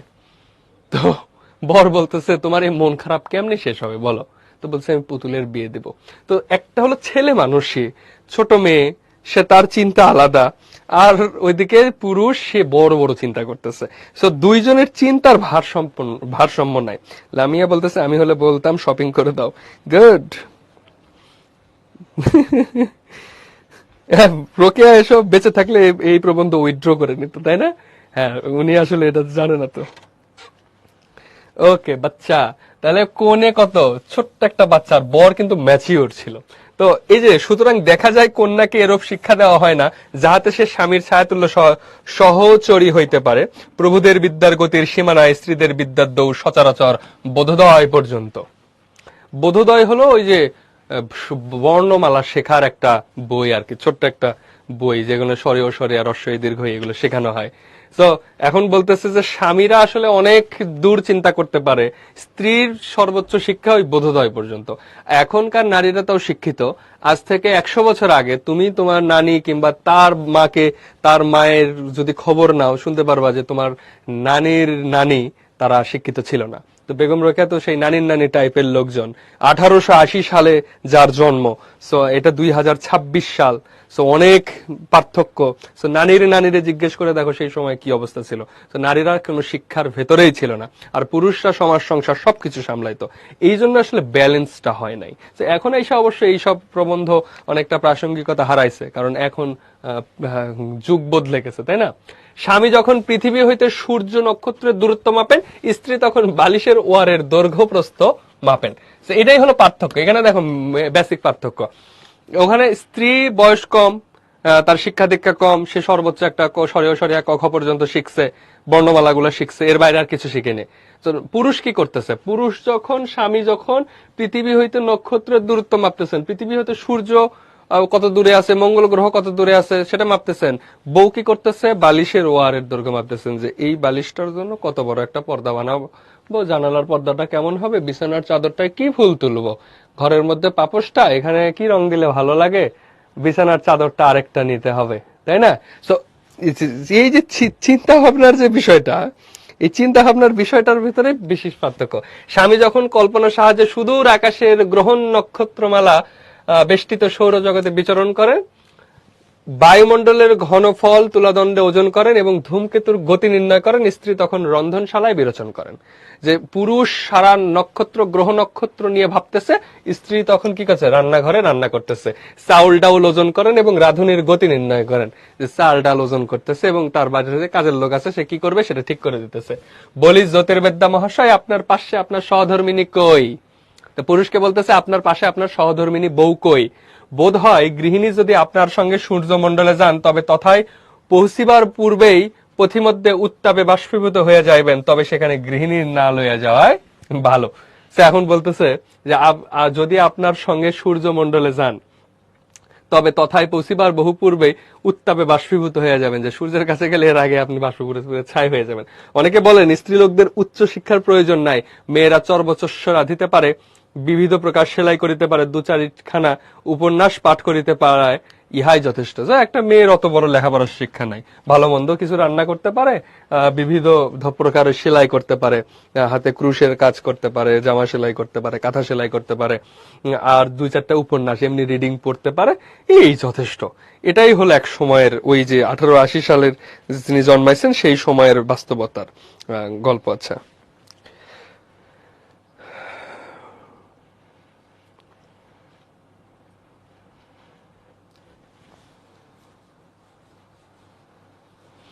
ওকে, বুঝছি। আফরা প্রশ্ন করছে, আচ্ছা এই জামানায় এসে মেয়েরা এত শিক্ষিত হয়েছে, এত এত লাইক ভেবে তারা এত লাইক ভেবে চিন্তে তারা বিয়ে শাদী করে, এখন কি মেয়েরা দাসত্ব বা ইনস্লেভড মন থেকে মুক্ত হয়েছে? এখনো, এখন তো তারা চাকরিও করে, পাশাপাশি পাপোশের কালারও ঠিক করে। হ্যাঁ ঠিক। নারী সমালোচনা মানে মানে বেগম রোকেয়া তিনি নারীরই সমালোচনা করতেছেন, পুরুষকে এবার কিছু বলেন নাই। আরো বেশি আবশ্যক নাই, কিন্তু ডাক্তার বলেন যে আবশ্যক আছে, যেহেতু মাতার দোষগুণ লইয়া পুত্রগণ ধরাধামে অবতীর্ণ হয়। এই জন্য দেখা যায় যে আমাদের দেশে অনেক বালক শিক্ষকের বেত্র টানা যায়, কণ্ঠস্থ বিদ্যার জোরে FA BA পাস হয় বটে, কিন্তু বালকের মনটা তাহার মাতার সহিত রান্নাঘরেই ঘুরিতে থাকে, তাহাদের বিদ্যা পরীক্ষায় এ কথায় সত্যতার উপলব্ধি হইতে পারে। বলতেছে যে নারীকে শিক্ষিত হইতে হবে, কারণ নারী তার সন্তানকে জন্ম দেয়। সে যদি একটা ছেলে সন্তানের জন্ম দেয়, সেই ছেলেকে সাহসী করে তোলা, সেই ছেলেকে সত্যিকার অর্থে বড় করে তোলা, সেই ছেলের ভেতরে প্রাণ শক্তি দেওয়া নারীরই কাজ। যদিও কষ্ট করে এই ছেলে ওই BA pass MA pass FA pass করে, কিন্তু তাতে ওই যে মায়ের রান্নাঘরে, ওই যে রান্নাঘরে ঘুরিতে থাকে ওই ছেলের মনটা, কারণ সে আসলে ওই জায়গা থেকে বের হতে পারেনি, কারণ তার মা আসলে শিক্ষিত ছিল না। ওই যে একটা কথা আছে না, আমাকে একটা শিক্ষিত মা দাও, আমি তোমাকে একটা শিক্ষিত জাতি দেবো। সো নারীকে শিক্ষিত হইতে হবে। এই জন্য আমার জনৈক বন্ধু তাহার ছাত্রকে উত্তর দক্ষিণ প্রভৃতি দিক নির্ণয়ের কথা বুঝাইতেছিলেন। শেষে তিনি প্রশ্ন করিলেন, যদি তোমার দক্ষিণ হস্ত পশ্চিমে আর বাম হস্ত পূর্বে থাকে, তবে তোমার মুখ কোন দিকে যাইবে? উত্তর পাইলেন, আমার পশ্চাৎ দিকে।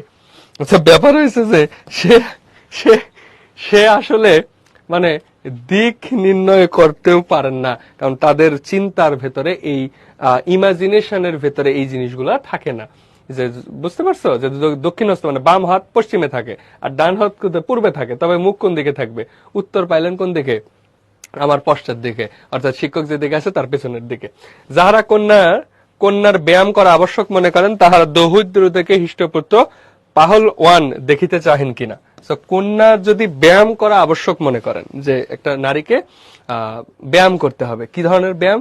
সে স্যার মেধার ব্যায়াম, চিন্তার ব্যায়াম, মস্তিষ্কের ব্যায়াম অনাবশ্যক মনে করেন, তাহারা দৌহিত্রকে হৃষ্টপুষ্ট পালন দেখিতে চাহেন কিনা। যে তুমি যদি মনে করো যে একজন নারীকে আর কোনো কিছু করতে হবে না, লেখাপড়া করতে হবে না, তার মস্তিষ্ককে খাটাইতে হবে না, তার শারীরিক কসরত বাড়াতে হবে না, তাহলে সে কেন বীর সন্তান জন্ম দিবে? যে মা বীর সন্তান জন্ম দেয়, যে মা শিক্ষিত সন্তান জন্ম দেয়, সে মায়ের ক্রেডিট আছে এখানে।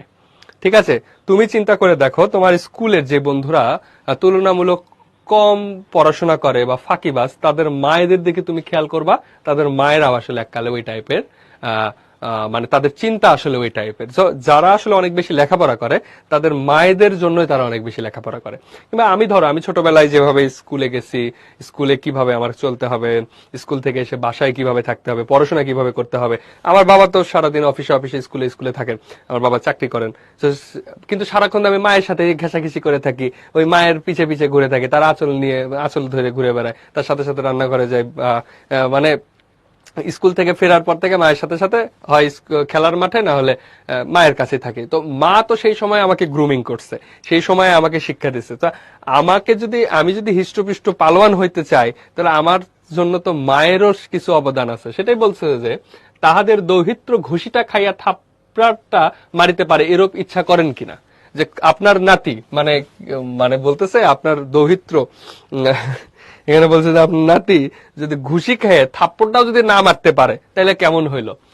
কি যদি সেরূপ ইচ্ছা করেন, তবে বোধ হয় তাহারা সুকুমারী গোলাপ লতিকার কাঁঠাল ফলাইতে চাহেন।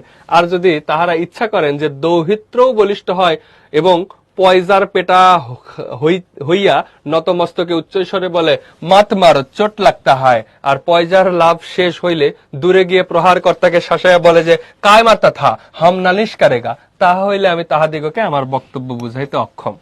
মানে এখানে কথা হইল কি, যে এই যে পয়জার মানে হলো জুতা, পয়জাই মানে হলো জুতা।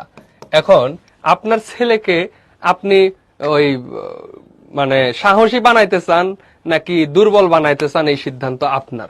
আপনার মানে যদি আপনি সাহসী বা মাকে যদি শক্তিশালী না বানান, আপনার নাতিপুতি বা আপনার পরবর্তী জেনারেশনও কি দুর্বল হবে। এটা কেমন, যে একটা ছেলে সে একটা ঘুষি খাইছে, পক্ষান্তরে থাপ্পড় দিয়ে আসছে, এইটা একটা দৃশ্য। আরেকটা দৃশ্য, ওকে মারছে, বলছে মাত মারো, আমাকে মেরো না, মাত মারো।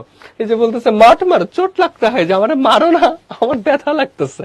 যদি এরকম হয় যে মায়ের খেয়ে বলতেছে আমাকে মেরো না, আমার ব্যথা লাগতেছে, আবার যদি বলে কায় মারতে, হাম নালিশ করে, আমাকে মেরেছো, আমাকে কেন মেরেছো, আমি কিন্তু নালিশ করবো, মাকে বলে দেবো। তো তুমি মাকে বলে দেবো, কারণ তুমি একটু ঘুষি দিয়ে আসবা, ঘুষি খাইছো, ঘুষি দিয়ে আসবা। এখানে ব্যাপার হচ্ছে দুইটা, আপনি কোনটা চান? আপনি যদি বলেন আপনার ছেলে এরকম হবে যে মাত মারো, চোট লাগতে হয়, যে আমাকে মারো না, আমার ব্যথা লাগতেছে, আর যদি আপনার ছেলে হইতে হয় যে আমার ঘুষি খেয়ে থাপ্পড়টা দিয়ে আসতে পারে, সেখানে দুইটা দৃশ্য। যে আপনি যদি সেকেন্ডটা চান, যে আপনার ছেলে মায়ের খায় বলবে যে আমি মাকে বলে দেবো, এটা বলে যদি সে চলে আসতে চায়, তাহলে আমি আপনাকে বুঝাইতে অক্ষম। আর যদি আপনার ছেলেও শক্তিশালী হয় বা ঘুষিকে থাপ্পড়টা দিতে পারে, তাহলে আপনার নারীকে উন্নত করতে হবে, নারীকে শক্তিশালী করতে হবে। এ পর্যন্ত বুঝছে?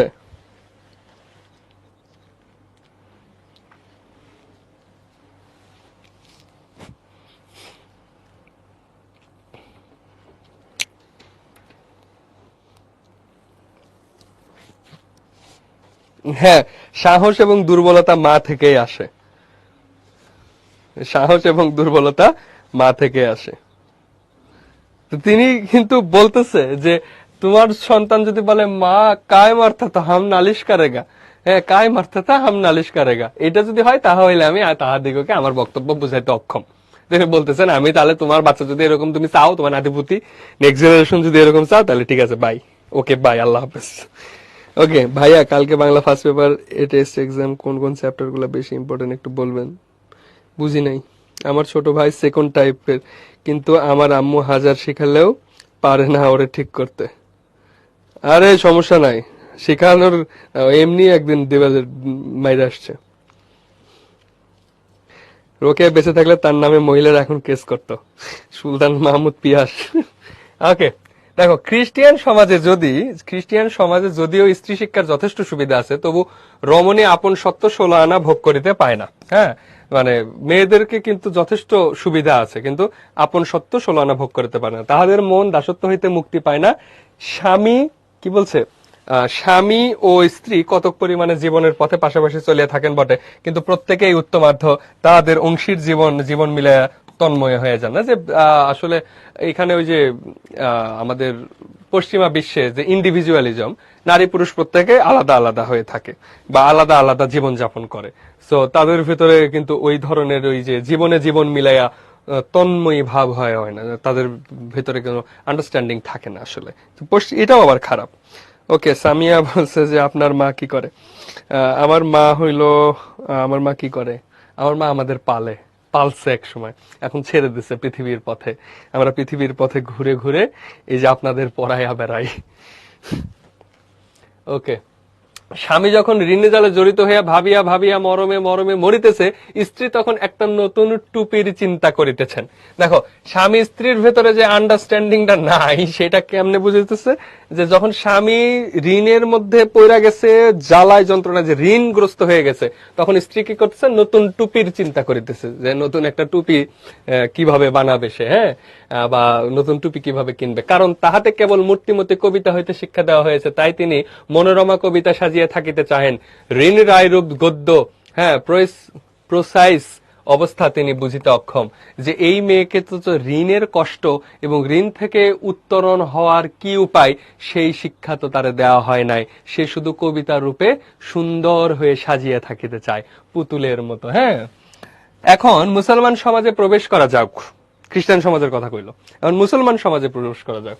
এখন মুসলমান সমাজে মুসলমানের মতে আমরা পুরুষের অর্ধেক, অর্থাৎ 2 নারী 1 নরের সমতুল্য, অথবা 2টি ভ্রাতা 1টি ভাগিনী একত্রিত হইলে আমরা 2.5 জন হই। আপনারা মোহাম্মদীয় আইন আস্তাগফিরুল্লাহ দেখিতে পাইবেন যে বিধান আছে, পৈতৃক সম্পত্তিতে কন্যা পুত্রের অর্ধেক ভাগ পাইবে। এই নিয়মটি কিন্তু পুস্তকেই সীমাবদ্ধ।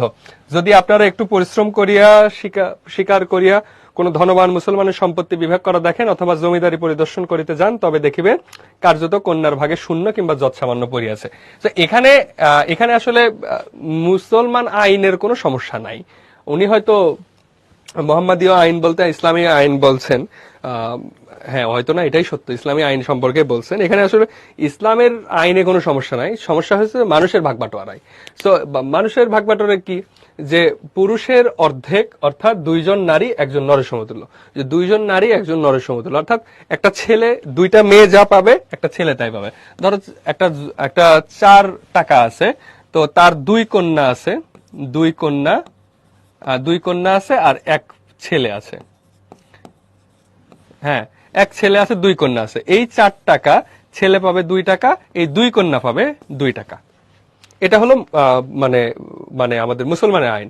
তো পুরুষের অর্ধেক, অর্থাৎ 2 জন নারী 1 নরের সমতুল্য এটা। তো এখন কথা হলো, এটাতে সমস্যা কোথায়? কন্যা তো বাপের বাড়িতে থাকবে না, রাইট?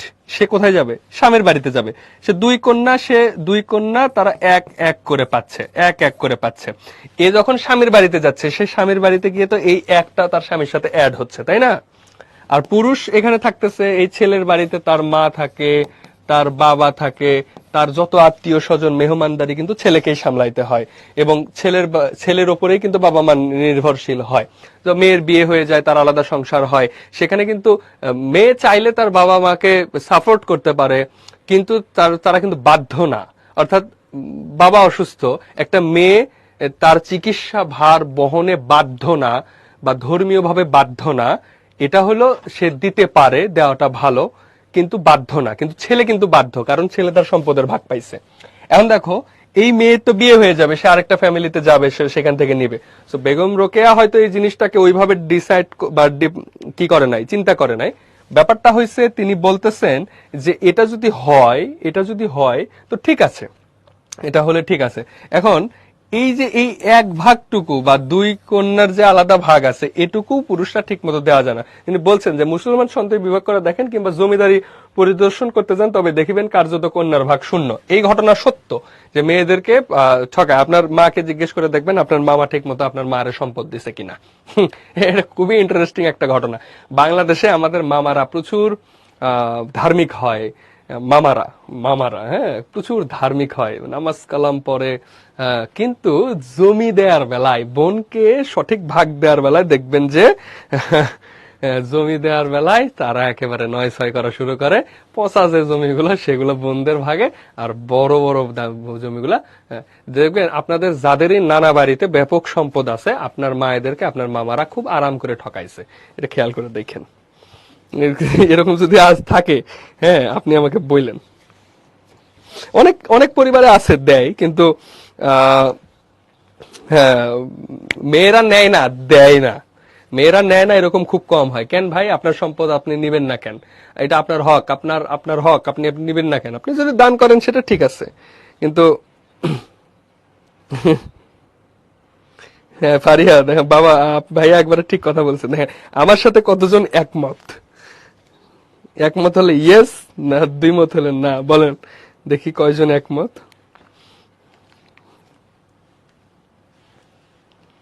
ইয়েস, মাই মামা, ইয়েস ইয়েস।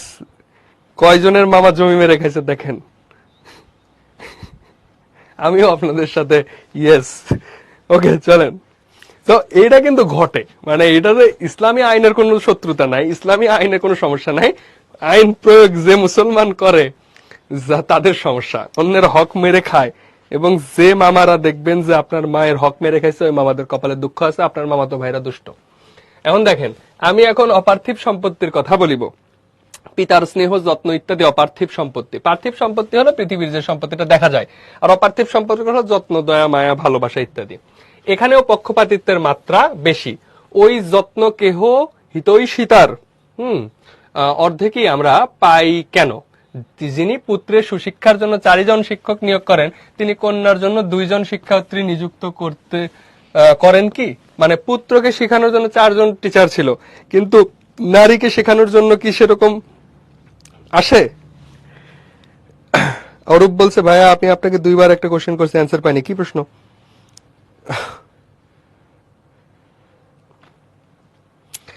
একজন বলছে যে আমার নানাই এখনো তার বোনদের সম্পদ দেয় নাই। ঠিক আছে, ওকে ঠিক আছে। এরপর দেখো, যেখানে পুত্র 3টা বিএ পর্যন্ত পাশ করে সেখানে কন্যা 1.5টা pass, inter pass, FA fail করে কি? পুত্রদের বিদ্যালয়ের সংখ্যা করা যায় না, বালিকাদের বিদ্যালয়ের সংখ্যা পাওয়াই যায় না। যে ছলে ভ্রাতা শামসুল উলামা সে স্থলে ভাগিনী নজমুল উলামা হইয়াছেন কি? মানে উলামাদের উলামা ওলামা হয়েছে বা হুজুর হয়েছে, নারী কি তার বোন কি সেরকম কি নজম উল উলামা হয়েছে? তাহাদের অন্তপুর গগনে অসংখ্য নজমুন্নেসা শামসুন্নেসা শোভা পাইতেছে বটে, কিন্তু আমরা সাহিত্য গগনে নজমুল উলামা দেখতে পাই না। মানে আমরা সাহিত্যে নারীদেরকে দেখতে পাই না, ঘরের ভেতরে আছে সব নারীরা। আমাদের জন্য এদেশে শিক্ষার বন্দোবস্ত সচরাচর এইরূপ, প্রথমে আরবি বর্ণমালা, তারপর কুরআন শরীফ পাঠ, কিন্তু শব্দগুলির অর্থ বুঝাইয়া দেওয়া হয় না। মানে আমাদের ঘরের ভেতরে তাদেরকে আরবি বর্ণমালা এবং কুরআন শরীফ পাঠ করা শেখানো হয়, কিন্তু শব্দগুলোর অর্থ বুঝাইয়া দেওয়া হয় না। কেবল স্মরণ শক্তির সাহায্যে টিয়া পাখির মতো আবৃত্তি করো। অর্থাৎ তোমরা যে সূরা পড়ো, আলহামদুলিল্লাহি রাব্বিল আলামিন আর রহমানির রহিম মালিক ইয়াউমিদ্দিন ইয়াকা নাবুদু ইয়াকা নাস্তাইন, তো তুমি যখন এগুলো উচ্চারণ করো তুমি কিন্তু এগুলোর অর্থ জানো না। টিয়া পাখির মতো যদি মুখস্থ করো, ম্যাক্সিমাম ক্ষেত্রে কুল হু আল্লাহু আহাদ তুমি যখন উচ্চারণ করো তুমি কি জানো এটার অর্থ কি? হ্যাঁ, কিংবা এই যে তোমরা যে জানো না, এই না জানাটা কি? টিয়া পাখির মতো তাদেরকে মুখস্থ করায়। কোন পিতার হিতৈষণার মান মাত্রা বৃদ্ধি হইলে তিনি দুহিতাকে হাফেজা করিতে চেষ্টা করেন। হিতৈষণা মানে কি? তার উপকার করার স্পৃহা যদি থাকে তাহলে তিনি কি করেন? দুহিতাকে হাফেজা করার চেষ্টা করেন। সমুদয় কোরআন খানি যাহার কণ্ঠস্থ থাকে, মানে পুরো কোরআন তার মুখস্থ থাকে, তিনি হাফেজ। আমাদের আরবি শিক্ষা ওই পর্যন্ত। পারস্য এবং উর্দু শিখিতে হইলে প্রথমেই করিমা ববখসা এ বরহালে মা এবং একেবারে উর্দু বানাতস নাসপর, একে আকার ইকার নাই, এতে আবার কোনো সহজ পাঠ্যপুস্তক পূর্বে পড়া হয় নাই। সুতরাং পাঠের গতি দ্রুতগামী হয় না। অনেকেই ওই কয়খানি পুস্তক পাঠ শেষ হওয়ার পূর্বেই কন্যা জীবন শেষ হয়। বিবাহ হইলে বালিকা ভাবে যা হোক পড়া হইতে রক্ষা পাওয়া গেল। কোন কোন বালিকা রন্ধন এবং সূচিকর্মে সুনিপুণা হয়। বঙ্গদেশেও বালিকা দিগকে রীতিমতো বঙ্গভাষা শিক্ষা দেওয়া হয় না। কেহ কেহ উর্দু পড়িতে শিখে, কিন্তু কলম ধরিতে শিখে না। ইহাদের উন্নতির চরম সীমা সলমা সলমা চুমকির কারুকার্য, উলের জুতা মোজা ইত্যাদি প্রস্তুত করিলে শিক্ষা পর্যন্ত। অর্থাৎ আমাদের আমাদের যে নারী শিক্ষা, এই নারী শিক্ষার যে বিষয়টা, এই নারী শিক্ষার বিষয়টা বেশি দূর পর্যন্ত অগ্রগতি হয় না। এবং তারা আসলে কোন পর্যন্ত পড়াশোনা করে, যে পর্যন্ত আমরা দেখতে পাই যে সেখানে আসলে নারীর যে অংশগ্রহণ, সে অংশগ্রহণটা নাই। এবং নারী যখন কন্যা থেকে স্ত্রী হয়ে যায়, তখনই তার লেখাপড়া কি অনেক দূর পৌঁছে যায় এবং সে আর লেখাপড়া করতে চায় না।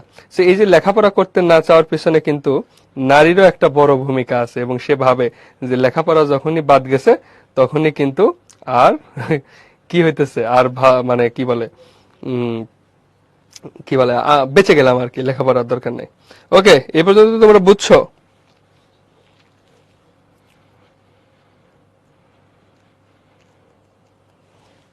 ওকে, ঠিক আছে। প্রথমেই করিমা ববখসা এ বরহালে মা, একেবারে উর্দু বানাতস নাস।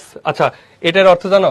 করিমা ববখসা এ বরহালে মা, এটার মানে হলো আল্লাহ আমাদের এই অবস্থা করে দিয়েছেন। ঠিক আছে, করিম বা আল্লাহ আমাদের এই অবস্থা দিয়েছেন, মানে তারা ধরেই নেই যে আল্লাহ আমাদের এই অবস্থা দিয়েছেন। আল্লাহ আমাদের এ অবস্থা দিয়েছেন। এই তো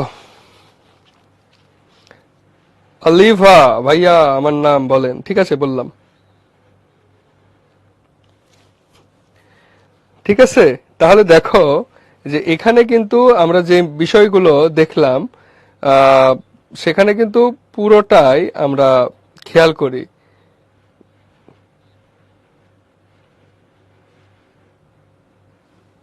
ঠিক আছে, পুরোটা আমরা খেয়াল করলাম। এরপর দেখো, যদি ধর্মগুরু মোহাম্মদ সাল্লাল্লাহু সাল্লাম আপনাদের হিসাব নিকাশ লয়েন যে তোমরা কন্যার প্রতি কিরূপ ন্যায় ব্যবহার করিয়াছো, তবে আপনারা কি বলিবেন? হ্যাঁ, তখন তোমরা আপনারা কি বলবেন যে নারীর সাথে তোমরা কেমন ব্যবহার করছো? কিন্তু আমরা উত্তর দিতে পারবো না। পয়গম্বরদের ইতিহাসে শোনা যায়, জগতে যখনই মানুষ বেশি অত্যাচার অনাচার করিয়াছে, তখনই এক একজন পয়গম্বর আসিয়াছে, দুষ্ট দমন এবং সৃষ্টির পালন করিতেছে।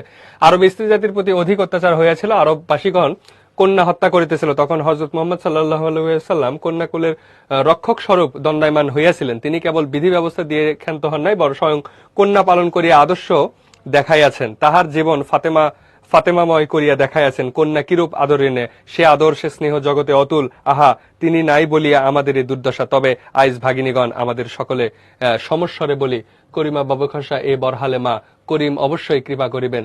হ্যাঁ, এ বরহালে মা, করিম অবশ্যই কৃপা করিবেন, মানে আল্লাহ অবশ্যই কৃপা করিবেন। যেহেতু সাধনায় সিদ্ধি আমরা করিমের অনুগ্রহ লাভের জন্য যত্ন করিলে অবশ্যই তাহার করুণা লাভ করিব। আমরা ঈশ্বর ও মাতার নিকট ভ্রাতাদের অর্ধেক নহি, তাহা হইলে এরূপ স্বাভাবিক বন্দোবস্ত হইত। পুত্র যেখানে 10 মাস স্থান পাইবে, দুহিতা সেখানে 5 মাস। পুত্রের জন্য যতখানি দুগ্ধ আমদানি হয়, কন্যার জন্য তাহার অর্ধেক। সেরূপ তো নিয়ম নাই। আমরা জননীর স্নেহ মমতা ভ্রাতার সমানই ভোগ করি, মাতৃ হৃদয়ে পক্ষপাতিত নাই। তবে কেমন করিয়া বলিব ঈশ্বর পক্ষপাতী? তিনিই কি মাতা আক্ষেপ করিয়া অধিক করুণাময় নহেন? সেটাই বলতেছে যে হযরত মুহাম্মদ সাল্লাল্লাহু আলাইহি সাল্লাম এখানে আমাদের আর কি আদর্শ হয়ে আসছিলেন। তিনি আদর্শ হয়েছিলেন যে দুষ্ট মানুষদের ভালো করার জন্য। এবং আরবে যখন নারী হয়ে, মানে কন্যা সন্তান হইলে তাদেরকে জীবিত পুঁতে ফেলা হইতো। সো সেই সময়ে এসে হযরত মুহাম্মদ সাল্লাল্লাহু আলাইহি সাল্লাম এসে তিনি কিন্তু কন্যাদের জনক হয়েছিলেন এবং তার জীবন ছিল ফাতেমাময়। হ্যাঁ, ফাতেমাময়, তার কন্যার নাম ফাতেমা।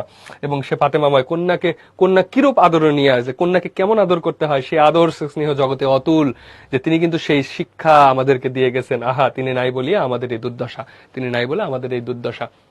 এবং তিনি বলতেছেন যে কন্যা এবং পুত্রের মধ্যে তিনি পার্থক্য করতে চান না। আমি একবার রন্ধন এবং সূচিকার্য সম্বন্ধে যাহা বলিয়াছি, তাহাতে আবার কেউ যেন মনে না করেন যে আমি সূচিকর্ম এবং রন্ধন শিক্ষার বিরুদ্ধে। তিনি বলতেছেন নারীরা যে সবসময় রান্না বা এগুলো নিয়ে থাকে, তিনি আবার বলতেছেন যে এগুলা বিরোধী আমি এমন না। জীবনে প্রধান প্রয়োজনীয় বস্তু অন্ন বস্ত্র, সুতরাং রন্ধন এবং সেলাই অবশ্য শিক্ষণীয়, কিন্তু তাই বলিয়ে জীবনটাকে শুধু রান্নাঘরে সীমাবদ্ধ রাখা উচিত নয়। স্বীকার করি যে শারীরিক দুর্বলতা বশত নারী জাতি অপর জাতির সাহায্যে নির্ভর করে, তাই বলিয়া পুরুষ প্রভু হইতে পারে না। মানে নারী হয়তো অন্যের কাছে মানে নির্ভর করতে পারে, তাই বলে পুরুষ কিন্তু প্রভু হইতে পারে না। কারণ জগতে দেখিতে পাই প্রত্যেকেই প্রত্যেকের নিকট কোনো না কোনো প্রকার সাহায্য প্রার্থনা করে, যেন একে অপরের সাহায্যে ব্যতীত চলতে পারে না। তরুলতা যেমন বৃষ্টি সাহায্য প্রার্থী, মেয়েও সেরূপ রূঢ় সাহায্য চায়। জল বৃদ্ধির নিমিত্ত নদী বর্ষার সাহায্য পায়, মেঘ আবার নদীর নিকট ঋণী। তবে তরঙ্গিনী কাদম্বিনীর স্বামী না কাদম্বিনী তরঙ্গিনীর স্বামী, এই স্বাভাবিক নিয়মের কথা ছাড়িয়া কেবল সামাজিক নিয়মে দৃষ্টিপাত করিলেও আমরা তাহাই দেখি। বলতেছে আসলে আমরা সমাজে প্রত্যেকের কি বলবো, প্রত্যেকেই প্রত্যেকের উপর নির্ভরশীল। আমরা যেন আমাদের আশেপাশে সবার সাথে কি উত্তম ব্যবহার করি, এবং আমরা যেন কাউকে ওই ছোট না করি, যে নারীকে একদম ছোট মনে করব বা খারাপ মনে করব, এরকম যেন না হয়।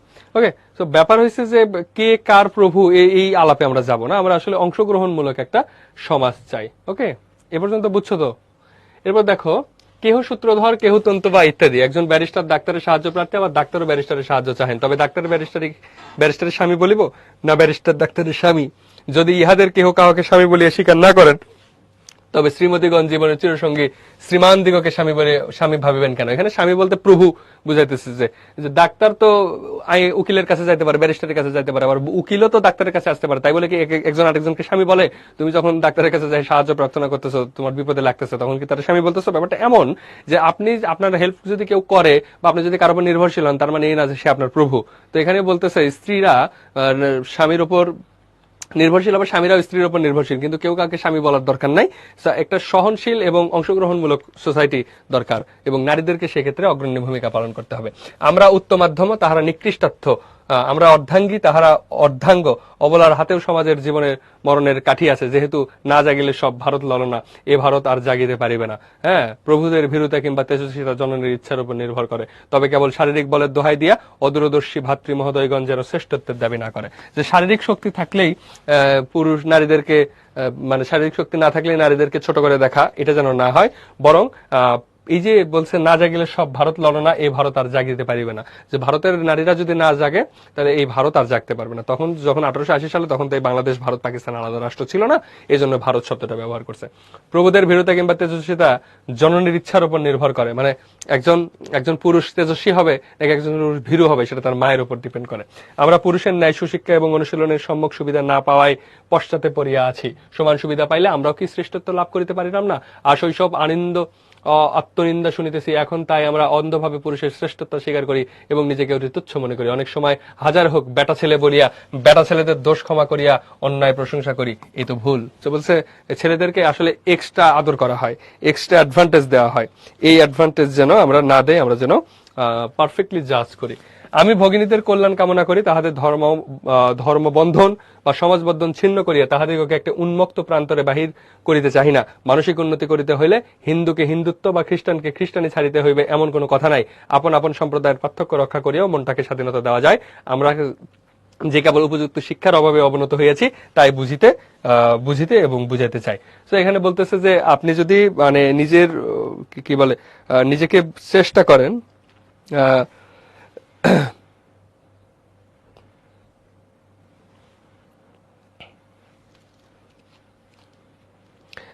বলতেছে আপনি যদি নিজেকে চেষ্টা করেন যে আপনি বেটার হবেন বা ভালো হবেন, বা আপনি যদি ওই যে নারী শিক্ষার ব্যাপারে কথা বলতে চান, এই জন্য আপনাকে ধর্ম ছেড়ে দিতে হবে না।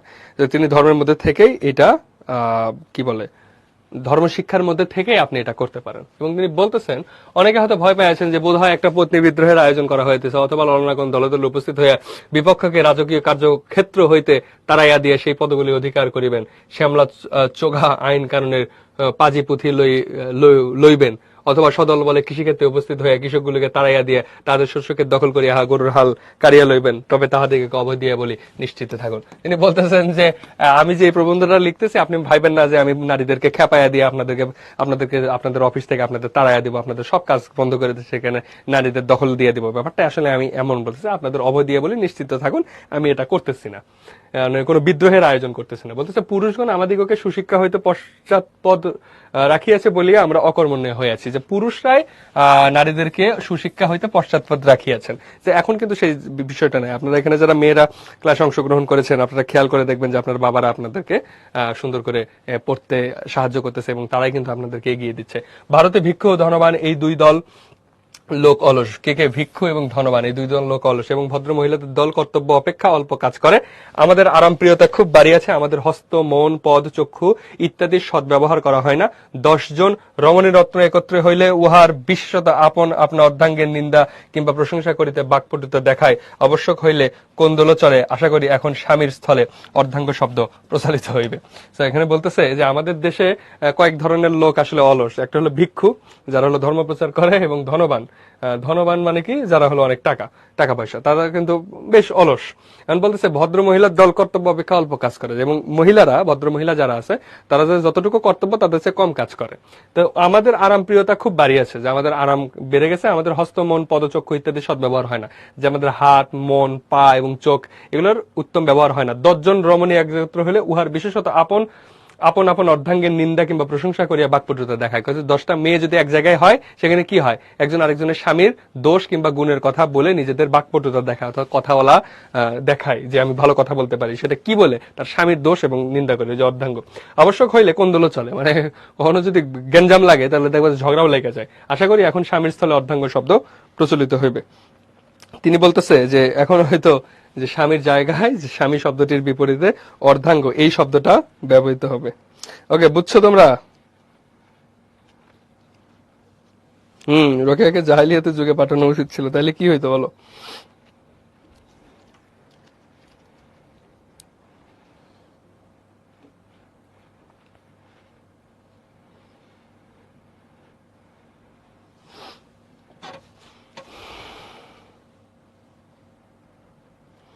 ওকে, এখান থেকে কোনো কোশ্চেন আছে কিনা?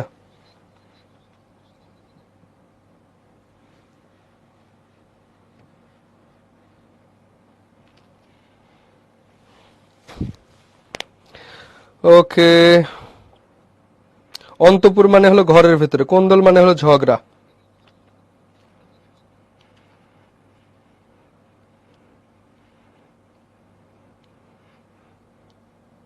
এটা তো গল্প না, এটা প্রবন্ধ। সামিয়া বলছে আপনারা কয় ভাই বোন? 2 ভাই। শ্যামলা কি? কই শ্যামলা?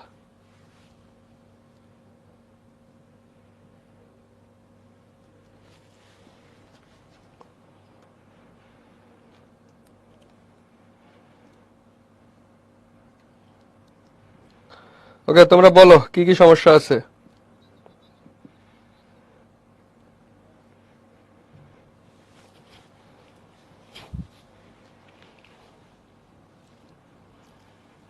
ও পিয়াস, হ্যাঁ তৃতীয় লাইনে। ও আচ্ছা, শ্যামলা। আরে শ্যামলা এখানে হয়েছে আইন কানুনের প্রতি। শ্যামলা মানে হয়েছে পাগড়ি। পাগড়ি মানে পুরুষরা যে ড্রেস পরে তখন অফিস আদালত করতো, সেটাকে বলা হয় শ্যামলা। হ্যাঁ, ঢোলা জামা বিশেষ। স্ত্রীরা তো এটা কেড়ে নিয়ে তাদের অফিস দখল করে, ব্যাপারটা এমন না। কোন্দল মানে ঝগড়া। কোন্দল মানে ঝগড়া। এই কই, কোন্দল মানে কি? ঝগড়া, মারামারি, মামা মামি হয়েছে।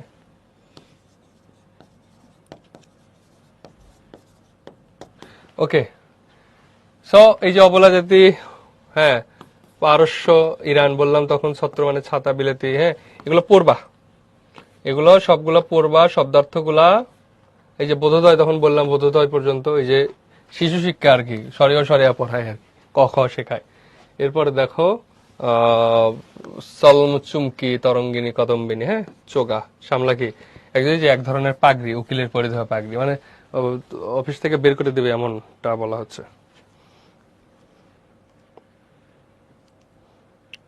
ওকে ভাইয়া, এই পুরো প্রবন্ধ কি এত প্যারাডক্সিক্যাল কেন? লাইক উনি একবার এক কথা বলে তো অন্য জায়গায় অন্য কথা বলে। আহ যে আছে যা বুঝছে আর কি তাই লিখছে, আমরা তো পড়ার কার আমরা পড়বো, এইগুলো পড়ো, ঠিক আছে। সৃজনশীল দেখো, রেনু ও রাজু একই পিতা মাতার সন্তান, কিন্তু তাদের পিতা মাতা রাজুকে রেনু অপেক্ষা বেশি আদর যত্ন করে। দুই ভাই বোন খেতে বসলে বড় ভাগটা রাজু পায়। রাজু কোনো অপরাধ করলে তার পিতা বেটা ছেলে বলে আমলে নেয় না। রাজুর জন্য গৃহশিক্ষক থাকলেও রেনুর জন্য তার রাখা হয়নি। রেনু যতই বয়প্রাপ্ত হচ্ছে, পিতামাতা তার বিয়ে দেওয়ার জন্য ততই ব্যাকুল হয়ে উঠছে। তো রেনু আপত্তি করলে তার মা বলেন, মেয়েদের তো লেখাপড়া শিখে কাজ নেই, বরং ঘরদোর সাজানো গোছানো, সোয়েটার বুনন এবং রান্না করা শিখে নিলেই তো কাজ হবে। ওকে, হ্যাঁ, উদ্দীপক পরে বুঝছি। শমস উল উলামা অর্থ কি বলো? শমসুল উলামা অর্থ কি? শমসুল উলামা কে পারে দেখি?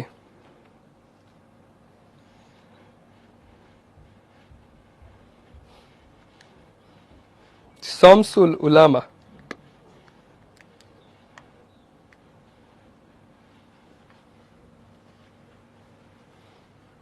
এটা একটা উপাধি, জ্ঞানী ব্যক্তিদের উপাধি। জ্ঞানী ব্যক্তিদের উপাধি। আর আমরা যদি এমনি বলতে পারি, এও বলতে পারি যে মানে ওই কি বলে, জ্ঞানীদের মধ্যে সূর্য আর কি। জ্ঞানীদের মধ্যে সূর্য। সো এগুলা কিন্তু শব্দার্থ টিকাতে ভালো করে আছে। সো শব্দার্থ টিকা পড়লে এগুলো পারা যায়। শব্দার্থ টিকা ভালো করে পড়বা। ওকে, স্বামীর স্থলে অর্ধাঙ্গ শব্দটি প্রচলিত হওয়ার যৌক্তিকতা বর্ণনা করো। তো কেন এটা বলছে আমরা বলছি যে স্বামী কেন, এবং স্বামী কেন তাকে বলা হচ্ছে। স্বামীর স্থলে অর্ধাঙ্গ বললে কেন হবে? স্বামী অর্থ প্রভু, এবং অর্ধাঙ্গ বললে আসলে তারই অর্ধেক, এরকমই হচ্ছে। অর্ধাঙ্গী যদি হয়, স্বামীকে অর্ধাঙ্গ বলা যায়। কারণ এখানে স্বামী বললে আসলে যে প্রভু, ওই ব্যাপারটা হয়ে যায়। যে ডাক্তার যখন উকিলের কাছে যায়, তখন তো ডাক্তার উকিলকে স্বামী বলে না, কারণ সে তার উপর নির্ভর করলেই যে স্বামী হয়ে যাবে ব্যাপারটা এমন না। এরপর দেখো যে নারীর যে অবস্থা ফুটে উঠেছে, অর্ধাঙ্গী প্রবন্ধের আলোকে ব্যাখ্যা করো। সমকালীন প্রতিক্রিয়াশীল সমাজের মনোভাবের সমান্তরাল, এগুলো তোমরা ব্যাখ্যা করলেই পারবা। সো আশা করি এগুলো তোমাদের সমস্যা হবে না। শমসুল উলামা অর্থ কি? অবরোধ প্রথা কি? অর্ধাঙ্গ প্রবন্ধ অবলম্বনে স্ত্রী বিদ্যার দৌড় কি পর্যন্ত? কোন দেশের মহিলাদের পর্দা মোচনের কথা বলা হয়েছে? নারীকে শিক্ষা দেওয়ার জন্য কাকে আদর্শ রূপে দেখানো হয়? কোন সমাজে স্ত্রী শিক্ষার যথেষ্ট সুবিধা আছে? অর্ধাঙ্গী প্রবন্ধে লেখিকা কোন সম্পত্তিকে অপার্থিব বলেছেন? বলো, এগুলো তোমরা পারবা কিনা দেখি, বলো তো।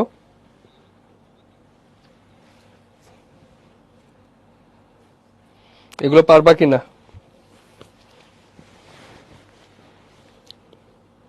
পারবা?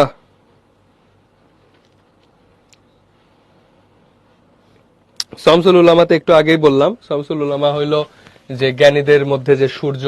অবরোধ প্রথা কি? অবরোধ প্রথা মানে হলো ঘরের মধ্যে থাকা, ঘরের বের হওয়ার কোনো মানে সিস্টেম নাই, মানে কি বের হতে পারবে না আর কি, ঘরের মধ্যে সব সময় থাকতে হবে। এবং এই যে ঘরের মধ্যে থাকার কারণ কি? ঘরের মধ্যে থাকার কারণ হলো তারা যেন অন্য কোনো কিছুর সাথে কানেক্টিভিটি, পর্দা প্রথা এক রকমের অবরোধ প্রথা বলা হচ্ছে। অর্ধাঙ্গী প্রবন্ধে অবলম্বন স্ত্রী বিদ্যার দৌড় কি পর্যন্ত? ওই যে বোধোদয় পর্যন্ত। কোন দয়? বোধোদয়, ঈশ্বরচন্দ্রের যে বই, শিশু শিক্ষার যে বই, সে পর্যন্ত। কোন দেশের মহিলাদের পর্দামোচনের কথা বলা হয়েছে? ফার্সি মহিলাদের পর্দামোচনের কথা বলা হয়েছে। নারী শিক্ষাকে দেওয়ার জন্য কাকে আদর্শ রূপে দেখানো হয়? সীতাকে আদর্শ রূপে দেখানো হয়। কোন সমাজে স্ত্রী শিক্ষার যথেষ্ট সুবিধা আছে? খ্রিস্টিয়ান সমাজে। অর্ধাঙ্গী প্রবন্ধে লেখিকা কোন সম্পত্তিকে অবাধ্যে করেছে? স্নেহ, ভালোবাসাকে। কালকে প্রথম পত্রের পরীক্ষা, কোনো সাজেশন বা টিপস? বোর্ড প্রশ্নগুলো ভালো করে পড়ে যাও, ঠিক আছে? কোন সমাজে নারী শিক্ষার যথেষ্ট সুযোগ আছে? বলো। পাহলোয়ান কি? এই পাহলোয়ান মানে হলো শক্তিশালী, শক্তিশালী। ওকে, এরপরে দেখো স্বামীর স্থলে অর্ধাঙ্গ শব্দটি প্রচলিত হওয়ার যৌক্তিকতা কি? প্রচলিত হওয়ার যৌক্তিকতা ওই যে স্বামী মানে প্রভু বোঝায়, কিন্তু অর্ধাঙ্গ মানে প্রভু বোঝায় না, আমাদের বেটার হাফ, মানে এনাদার বেটার হাফ বোঝায়। অর্ধাঙ্গী প্রবন্ধে লেখিকা প্রসঙ্গে রবীন্দ্রনাথের নবদম্পতির প্রিয় কাব্যটি ব্যবহার করেছেন। হ্যাঁ, কোন প্রসঙ্গে বলেছেন? ওই যে স্বামী স্ত্রীর ভেতরে যে একটা ইমব্যালেন্স, মেন্টাল ইমব্যালেন্স, যে স্বামী একভাবে চিন্তা করে, স্ত্রী একভাবে চিন্তা করে, এটাই আসলে রবীন্দ্রনাথের ওই যে নবদম্পতির প্রেমালাপ, এই কাব্যটি ব্যবহার করা হয়েছে এই জন্য। তাই বলিয়া পুরুষ প্রভু হইতে পারে না, ব্যাখ্যা করো। ওই যে কেউ কারো উপর ডিপেন্ডেন্ট হইলে তাকে আবার স্বামী বলতে হবে, প্রভু বলতে হবে, বাট এমন নয়। নারীও পুরুষের উপর ডিপেন্ডেন্ট, পুরুষও নারীর উপর ডিপেন্ডেন্ট। সো দুই দিক থেকেই চিন্তা করতে হবে, সো একদিক থেকে চিন্তা করলে হবে না। মানসিক দাসত্ব বলতে বেগম রোকেয়া কি বলেছেন? ওই যে মানসিক দাসত্ব বলতে ওই যে পুরুষ যা বলে তাই, তার নিজের কোনো মতামত নাই, পুরুষ খারাপ বললে খারাপ, ভালো বললে ভালো, কিন্তু তারও উচিত যে জিনিসটাকে মানে একটা কম্প্রোমাইজিং, দুই দিক থেকে যেন কম্প্রোমাইজিং বিষয়টা থাকে। গোড়া পর্দা প্রিয় ভগ্নীদের উদ্দেশ্যে লেখিকা কি বলেছেন? তিনি ওই যে বলেছেন, কি বলছেন বলো? গোড়া পর্দা প্রিয়, একদম শুরুতে কিন্তু আমরা বলছি যারা একদম গোড়া পর্দা প্রিয়,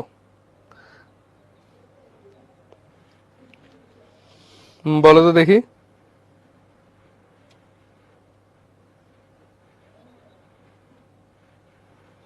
তিনি বলছেন যে আমি এই যে পর্দা প্রথার বিরুদ্ধে আসলে দ্বন্দ্বায়মান হই নাই, তাই না? বোঝা যায় মানসিক দাস। হ্যাঁ, ওকে। এরপর দেখো, সাগরের পানি বাষ্প হয়ে মেঘে পরিণত হয়, আবার সেই মেঘ বৃষ্টিকণায় সাগরে পতিত হয়। উপরে বাক্য দুটি দ্বারা কি বোঝানো হয়েছে বলো দেখি, এমসিকিউ তোমরা পারো কিনা।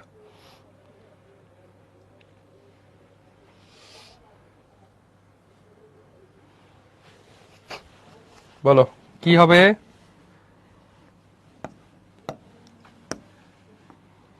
প্রত্যেকেই প্রত্যেকের নিকট ঋণী, ঠিক কিনা? হ্যাঁ, ডি ডি ডি, গুড। এরপরে যদি দেখি, নারীদের শুধু রান্নাঘরে সীমাবদ্ধ রাখা উচিত না, এটার কারণ কি? এটার কারণ হলো মানসিক দাসত্ব প্রকাশ করে। এটার কারণ হলো মানসিক দাসত্ব প্রকাশ করে। স্বামীরা আরামপ্রিয়তা বৃদ্ধি করে, অকর্মণ্য করে দিলে এগুলো কোনো কারণ না, বরং মানসিক দাসত্ব সৃষ্টি করে। অর্ধাঙ্গী প্রবন্ধে বর্ণিত নাকের দড়ি শব্দের অর্থ কি? নাকের দড়ি শব্দের অর্থ কি? নাকের দড়ি শব্দের অর্থ যে ওই যে মানে নাকের সিরিয়াসলি দড়ি লাগে ব্যাপারটা এমন না, ওই যে নত জানি এবং বাধ্য করার অস্ত্র, বাধ্য করার অস্ত্র বোঝাইতে এটা ব্যবহার হয়। বিশ্বে যা কিছু সৃষ্টি, মহান সৃষ্টি চির কল্যাণকর, অর্ধেক তার করিয়াছে নারী, অর্ধেক তার নর। উপরে কবিতাংশে মর্মানুসারে নারীর সার্থক পরিচয় কোনটি? বলো, নারীর সার্থক পরিচয় কোনটি? নারীর সার্থক পরিচয় হলো অর্ধাঙ্গী, যে বেটার হাফ, সব সময় তারা কি বলে একটা পার্টিসিপেট করে আর কি। এরপরে যদি দেখি, এটাই যে সামাজিক কল্যাণ সাধনে বেগম রোকেয়ার কোন আহ্বানটির সঙ্গে উপরে কবিতাংশটি মিল আছে? নারীর মানসিক দাসত্ব মোচন, যথাযথ সম্মান প্রতিষ্ঠা, নারীকে পুরুষের সমকক্ষ করা, নারী পুরুষের সম্মিলিত প্রচেষ্টা। বলো কোনটা হবে? এটার উত্তর হবে ডি, কারণ এখানে তিনি নারী পুরুষের যে সম্মিলিত প্রচেষ্টা সেই জিনিসটা বোঝাচ্ছেন। আমরা স্বামীর দাসী নহি, অর্ধাঙ্গী বলতে রোকেয়া সাকাত হোসেন বলতে চেয়েছেন কি? হ্যাঁ, তোমরা উত্তর করো দেখি, তিনি কি বলতে চেয়েছেন? এখানে তিনি বলতে চেয়েছেন স্ত্রী জাতির পুরুষের অর্ধাংশ। হ্যাঁ, না, এটা বলতে চান নাই। স্ত্রী জাতি পুরুষের সুখ দুঃখ সমভাগিনী। হ্যাঁ, স্ত্রী পুরুষ পরস্পর সহচরী। গুড। এই যে দুইটা বলছেন, উত্তর হবে সি। তোমরা যারা সি, অনেকে আবার উল্টাপাল্টা উত্তর দিচ্ছ, ঠিক আছে, আমি যেটা দাগাই দিচ্ছি এটা মাথার মধ্যে রাখো। আমি কি চিন্তা করে দাগাইলাম বুঝছো তো? স্ত্রী জাতি পুরুষের অর্ধাংশ, এইটার সাথে এটার সম্পর্ক নাই, বরং এটার সাথে সম্পর্ক হইলো যে পুরুষের সুখ দুঃখের ভাগিনী, মানে ভাগ করে নিবে আর কি। গৃহিণী কোথায় না যাওয়া ভালো? অর্ধাঙ্গী প্রবন্ধে উল্লেখ করা আছে। কোথায় না যাওয়া ভালো? ওই যে সূর্যমণ্ডলে না যাওয়া ভালো। রোকেয়ার মতে অবলা জাতির উন্নতির পথ আবিষ্কারের পূর্বে কোনটি দেখানো প্রয়োজন? অবনতির চিত্র, মানে অবনতির চিত্রটা দেখতে হবে, তাছাড়া তো উন্নতিটার দিকে যাওয়া যাবে না, তাই না? এটা শুরুতেই আছে পাঠ্য বইতে। অর্ধাঙ্গী প্রবন্ধে উল্লেখ্য মুসলমান সমাজের নারীরা পুরুষের অর্ধেক, দুটি ভ্রাতা একটু ভগিনী একত্রে আড়াইজন হয়, পৈতৃক সম্পত্তিটি কন্যাপুত্রে অর্ধেক ভাগ পাবে। ঘটনা কিন্তু সত্য, তিনটাই ঠিক। উত্তর হবে ডি। ওকে, এরপরে যদি দেখি অর্ধাঙ্গী প্রবন্ধে রামচন্দ্রকে কি বলা হয়েছে? অবোধ বালক। রামচন্দ্রকে কিন্তু অবোধ বালক বলা হয়েছে। দেখছো, প্রবন্ধের একদম ভিতর থেকে এমসিকিউ গুলো হইতে পারে। ওকে, এই পর্যন্ত তো বুঝছো? বলো, এই যে পুরো প্রবন্ধ যে আমরা পড়লাম, এই প্রবন্ধে তোমরা কি কি কমপ্লেক্সিটি ফেস করছো?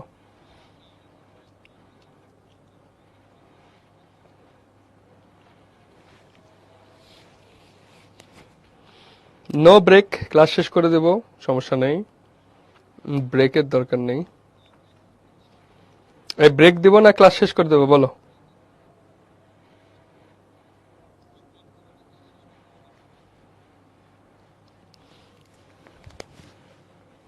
হ্যাঁ, শেষ করে দেই, বেশিরভাগই শেষের পক্ষে।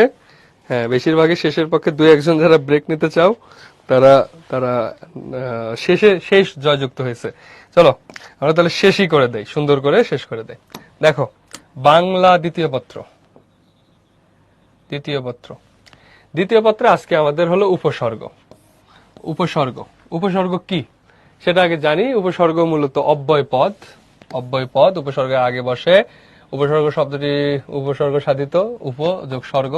উপসর্গের অর্থে বাচকতা, নিজের কোনো অর্থ নেই তবে অর্থদ্যোতকতা, অর্থাৎ অন্য শব্দের সাথে বসে অর্থে পরিবর্তন করতে পারে। উপসর্গ শব্দটির ব্যুৎপত্তিগত অর্থ আগের অধ্যায় এবং ব্যবহারিক অর্থ রোগের লক্ষণ, তাই অর্থানুসারে উপসর্গ শব্দটি রুড়ি।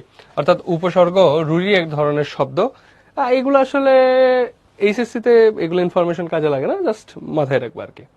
উপসর্গ শব্দটি কৃৎপ্রত্যয় সাধিত, উপশব্দ শব্দটি কৃৎপ্রত্যয় সাধিত, যার বিশ্লেষণ উপ যোগ সৃজ যোগ অ। উপসর্গ আলোচিত হয় শব্দতত্ত্বে বা রূপতত্ত্বে। আমরা যদি একটু উপসর্গটির বেসিক আলোচনা করি, তাহলে যদি আমরা দেখি একটা শব্দ, ধরো হার, হার শব্দটা যদি দেখি, এখন হার শব্দটার সাথে যদি আমি প্র লাগিয়ে দেই তাহলে কি হবে? প্রহার। আমি যদি উপ লাগিয়ে দেই তাহলে কি হবে? উপহার। আমি যদি বি লাগিয়ে দেই হবে কি? বিহার। আমি যদি অনা লাগিয়ে দেই, অনা লাগিয়ে দেই তাহলে হবে অনাহার। আমি যদি পরি লাগিয়ে দেই, পরি লাগিয়ে দিলে হবে পরিহার। আমি যদি আ লাগিয়ে দেই তা হবে হবে আহার। তাহলে এখন খেয়াল করো যে এখানে কি ঘটলো। আমরা যদি এখন লিখি, আ লাগিয়ে দিলে হইল আহার, বি লাগিয়ে দিয়ে হলো বিহার, উপর লাগিয়ে দিয়ে প্রহার, উপ লাগিয়ে দিয়ে উপহার, অনা লাগিয়ে দিয়ে অনাহার, আর পরি লাগিয়ে দিয়ে পরিহার। সো এটা হলো মূল শব্দ। এটা হলো কি শব্দ ছিল? মূল শব্দ। তো এখন ঘটনা কি ঘটলো? মূল শব্দের পূর্বে বসে, তাহলে কি? মূল শব্দের পূর্বে বসে, এগুলো কি? নতুন শব্দ, নতুন শব্দ। আর মূল শব্দের পূর্বে বসে নতুন শব্দ, আর যে এইগুলা হলো উপসর্গ। তাহলে মূল শব্দের পূর্বে কিছু অব্যয় সূচক শব্দ, মূল শব্দের পূর্বে কিছু অব্যয় সূচক শব্দ। তাহলে এগুলো কি শব্দ? অব্যয় সূচক শব্দ।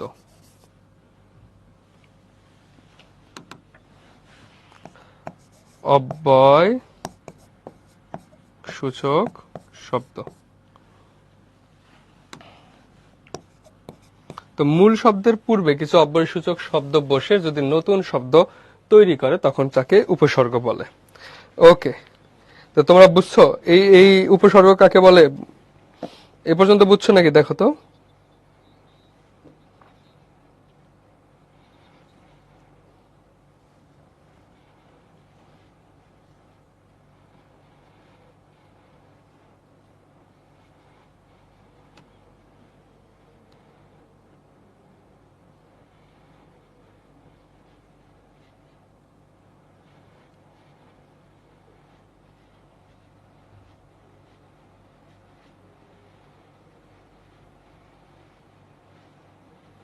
ওকে, যদি হয় তাহলে ঠিক আছে।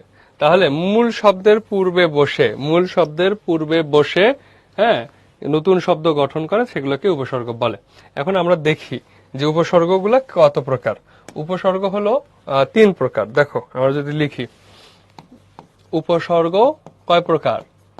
3 প্রকার। এক, বাংলা উপসর্গ। বাংলা উপসর্গ যেটা হলো 21টি। তারপরে আছে তৎসম উপসর্গ, তৎসম উপসর্গ হলো 20টি। এরপরে 3 নাম্বার হলো বিদেশি উপসর্গ, বিদেশি। সো বিদেশির মধ্যে আবার অনেকগুলো ভাগ আছে। আরবি আছে, তারপরে ফার্সি আছে, হিন্দি আছে, ইংরেজি আছে, আরবি, ফার্সি, হিন্দি, ইংরেজি, হিন্দি যা উর্দু তাই আর কি, উর্দু হিন্দি একই জিনিস এখানে আছে। সো এগুলো একটু আমাদের মনে রাখতে হবে যে তোমরা চাইলে যদি তোমরা তো উপসর্গ আর সমাস তোমাদের ইয়া হিসেবে থাকবে, অথবা হিসেবে থাকবে। সো তুমি উপসর্গের অ্যান্সারও করতে পারো, সমাসের অ্যান্সারও করতে পারো। আই প্রেফার যে উপসর্গের অ্যান্সার করতে গেলে একটু সময় বেশি লাগে। তোমার উপসর্গ অর্থবাচকতা নেই কিন্তু অর্থতত্ত্বকতা আছে, এটা আসতে পারে একটা প্রকার ভেদ। আরেকটা ভাবে আসতে পারে যে উপসর্গ কত প্রকার ও কি কি সংজ্ঞাগুলো লিখো, এটাও আসতে পারে। মাঝে মাঝে একটু ডাইমেনশন আসে, দু একটা উপসর্গ দিয়ে বলে এই উপসর্গগুলো দিয়ে তুমি আরো কিছু শব্দ তৈরি করে এগুলো বুঝাই দাও। সো এই জিনিসগুলো আসলে আসে। এখন কথা হলো যে তুমি কি চাও, সো হোয়াট ইউ ওয়ান্ট, মানে অ্যাকচুয়ালি তুমি কি চাও সেটার উপর ডিপেন্ড করতেছে। এখন সমাস এবং উপসর্গ দুইটা অপশন হিসেবে আসবে, হয় সমাসের উত্তর করতে হবে নয়তো উপসর্গের অ্যান্সার করতে হবে। এখন সমাস যদি তুমি পারো তাহলে কিন্তু মাত্র তোমার 5টা শব্দ লিখেই তুমি 5 মার্ক, 5টা বাক্য লিখেই 5 লাইন লিখেই তুমি 5 মার্ক পেয়ে যেতে পারো। আর যদি সমাস না পারো তাহলে তোমাকে উপসর্গে কিন্তু অনেক কথা লিখতে হবে। যেহেতু অনেক কথা লিখতেই হবে, তোমার যদি অনেকের ধারণা থাকে যে না আমি উপসর্গের অ্যান্সার করব, সেক্ষেত্রে তোমাকে এইগুলা নিতে হবে। এবং খাঁটি বাংলা উপসর্গ 21টি, অ ঘ জন অ আর আন আবিত কতকুনি পাতি বিবরণাম শশা সুহা। তো তুমি এটা স্মুথলি মনে রাখতে পারবা। এরপর দেখো মনে রাখার কৌশল, আদরবিনী তুই আমার অজপাড়া গায়ের অসা ভরসা রাম ছাগলের অনাচার কুকথা। সো এগুলা দিয়েও মনে রাখতে পারো, অথবা তুমি ডিরেক্ট মুখস্থ করতে পারো, অ ঘা অজ অনা আ আর আন আব ইতি কতকুনি পাতি বিভররাম শশা সুহা। তুমি একটা টান মেরে এটা মুখস্থ করে ফেলতে পারো। সো চয়েস ইজ ইয়ার্স, তুমি কোনটা করবা। সো এইটা খাঁটি বাংলা উপসর্গ। খাঁটি বাংলা উপসর্গ 21টা, তৎসম 20টা। বিদেশির মধ্যে আরবি আছে, আরবি কেউ বলে 4টা, কেউ বলে 5টা, কোথাও ফার্সি আছে 10টা, হিন্দি একটা ধরে, ইংরেজি আছে 4টা। সো এগুলো একটু মুখস্থ করতে হবে যদি তুমি সমাসের উত্তর না করো।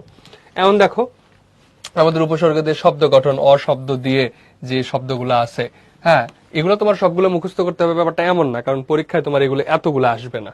এবং নিন্দিত অর্থে দিতেছে, অভাব অর্থে দিতেছে, ক্রমাগত অর্থে দিতেছে, এগুলো এইচএসসি তে লাগবে না। কিন্তু তুমি যদি এগুলো পড়ো তোমার পরবর্তীতে অ্যাডমিশনেও কাজে লাগতে পারে।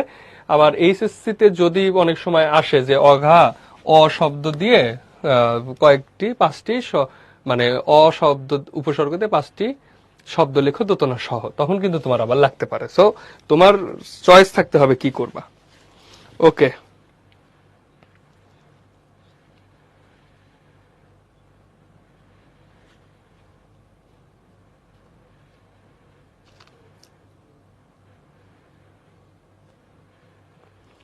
ঠিক আছে।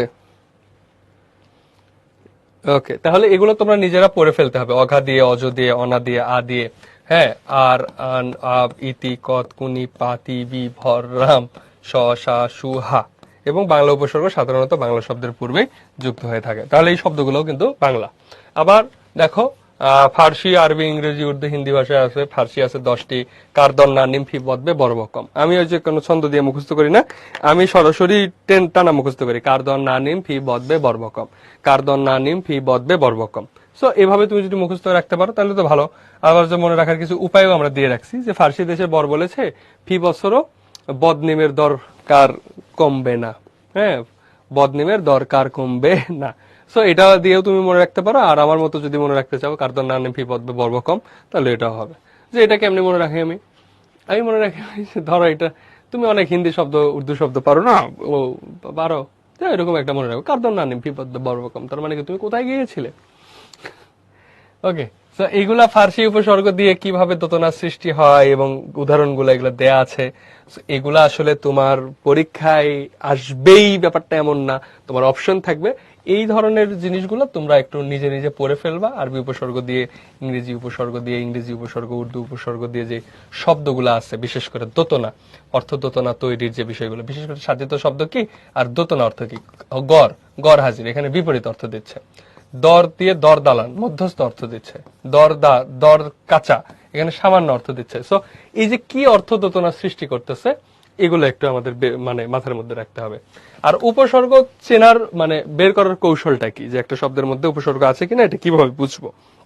যেমন দেখো, শব্দ থেকে উপসর্গ নির্ণয়ের জন্য সন্ধির নিয়মগুলো ভালো করে জানা আবশ্যক। তবে কিছু মাথায় রাখতে হবে যে প্রদত্ত শব্দটি থেকে মূল শব্দ আলাদা করতে হবে। যদি তুমি যদি একটা শব্দ সুনাম, সুনামের তোমার যদি মনে হয় যে সুনা বা সু হইল মূল শব্দ আর ম হইল যুক্ত হয়েছে, ব্যাপারটা এমন যেন না হয়, যেখানে নামটা যেন বুঝতে পারো। আবার সুখবর, খবরটাই প্রধান, এখানে সু হলো উপসর্গ। তো তোমার কিন্তু এগুলা একটু মাথার মধ্যে রাখতে হবে এবং সন্ধিটা জানতে হবে। যেমন জ ফালা থাকলে রস্বইকার হবে, যেমন বি যোগ অর্থ ব্যর্থ, আর বিটা কিন্তু উপসর্গ।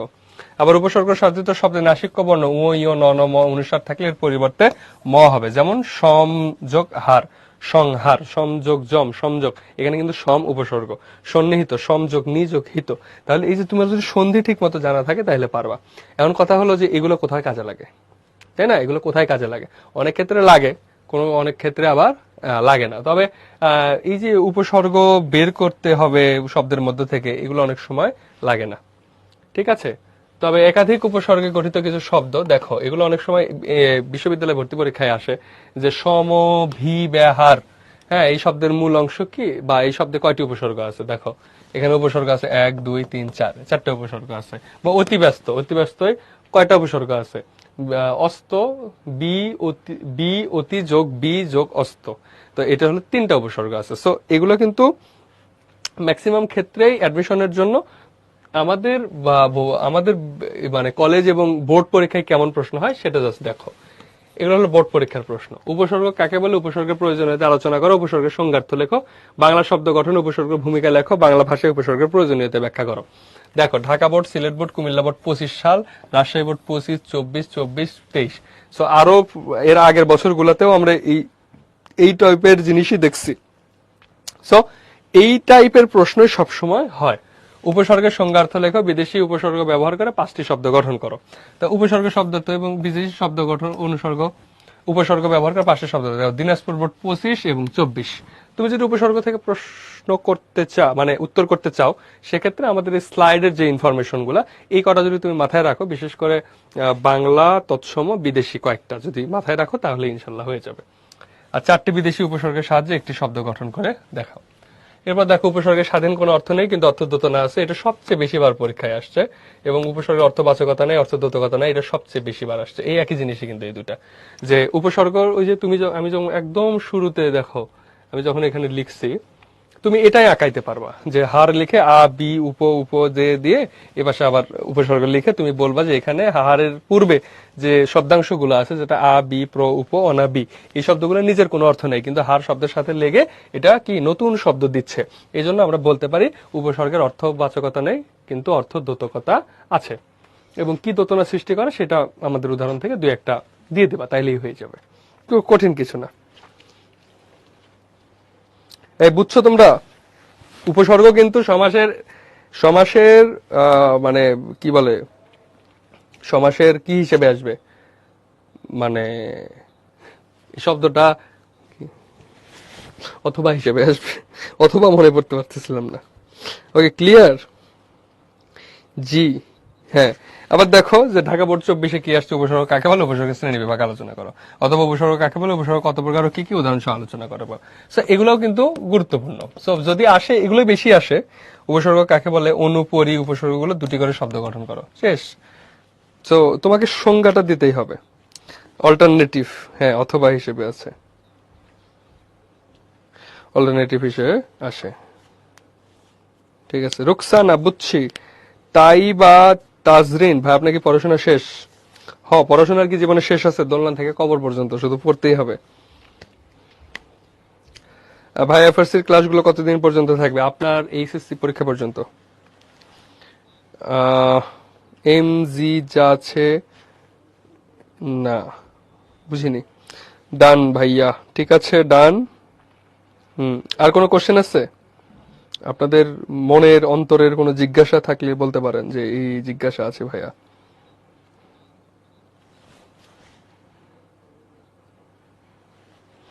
পরীক্ষার পর আর থাকবে না কেন? পরীক্ষার পর আপনার কাজ কি ভাই? এফআরবি ক্লাস কবে শেষ হবে?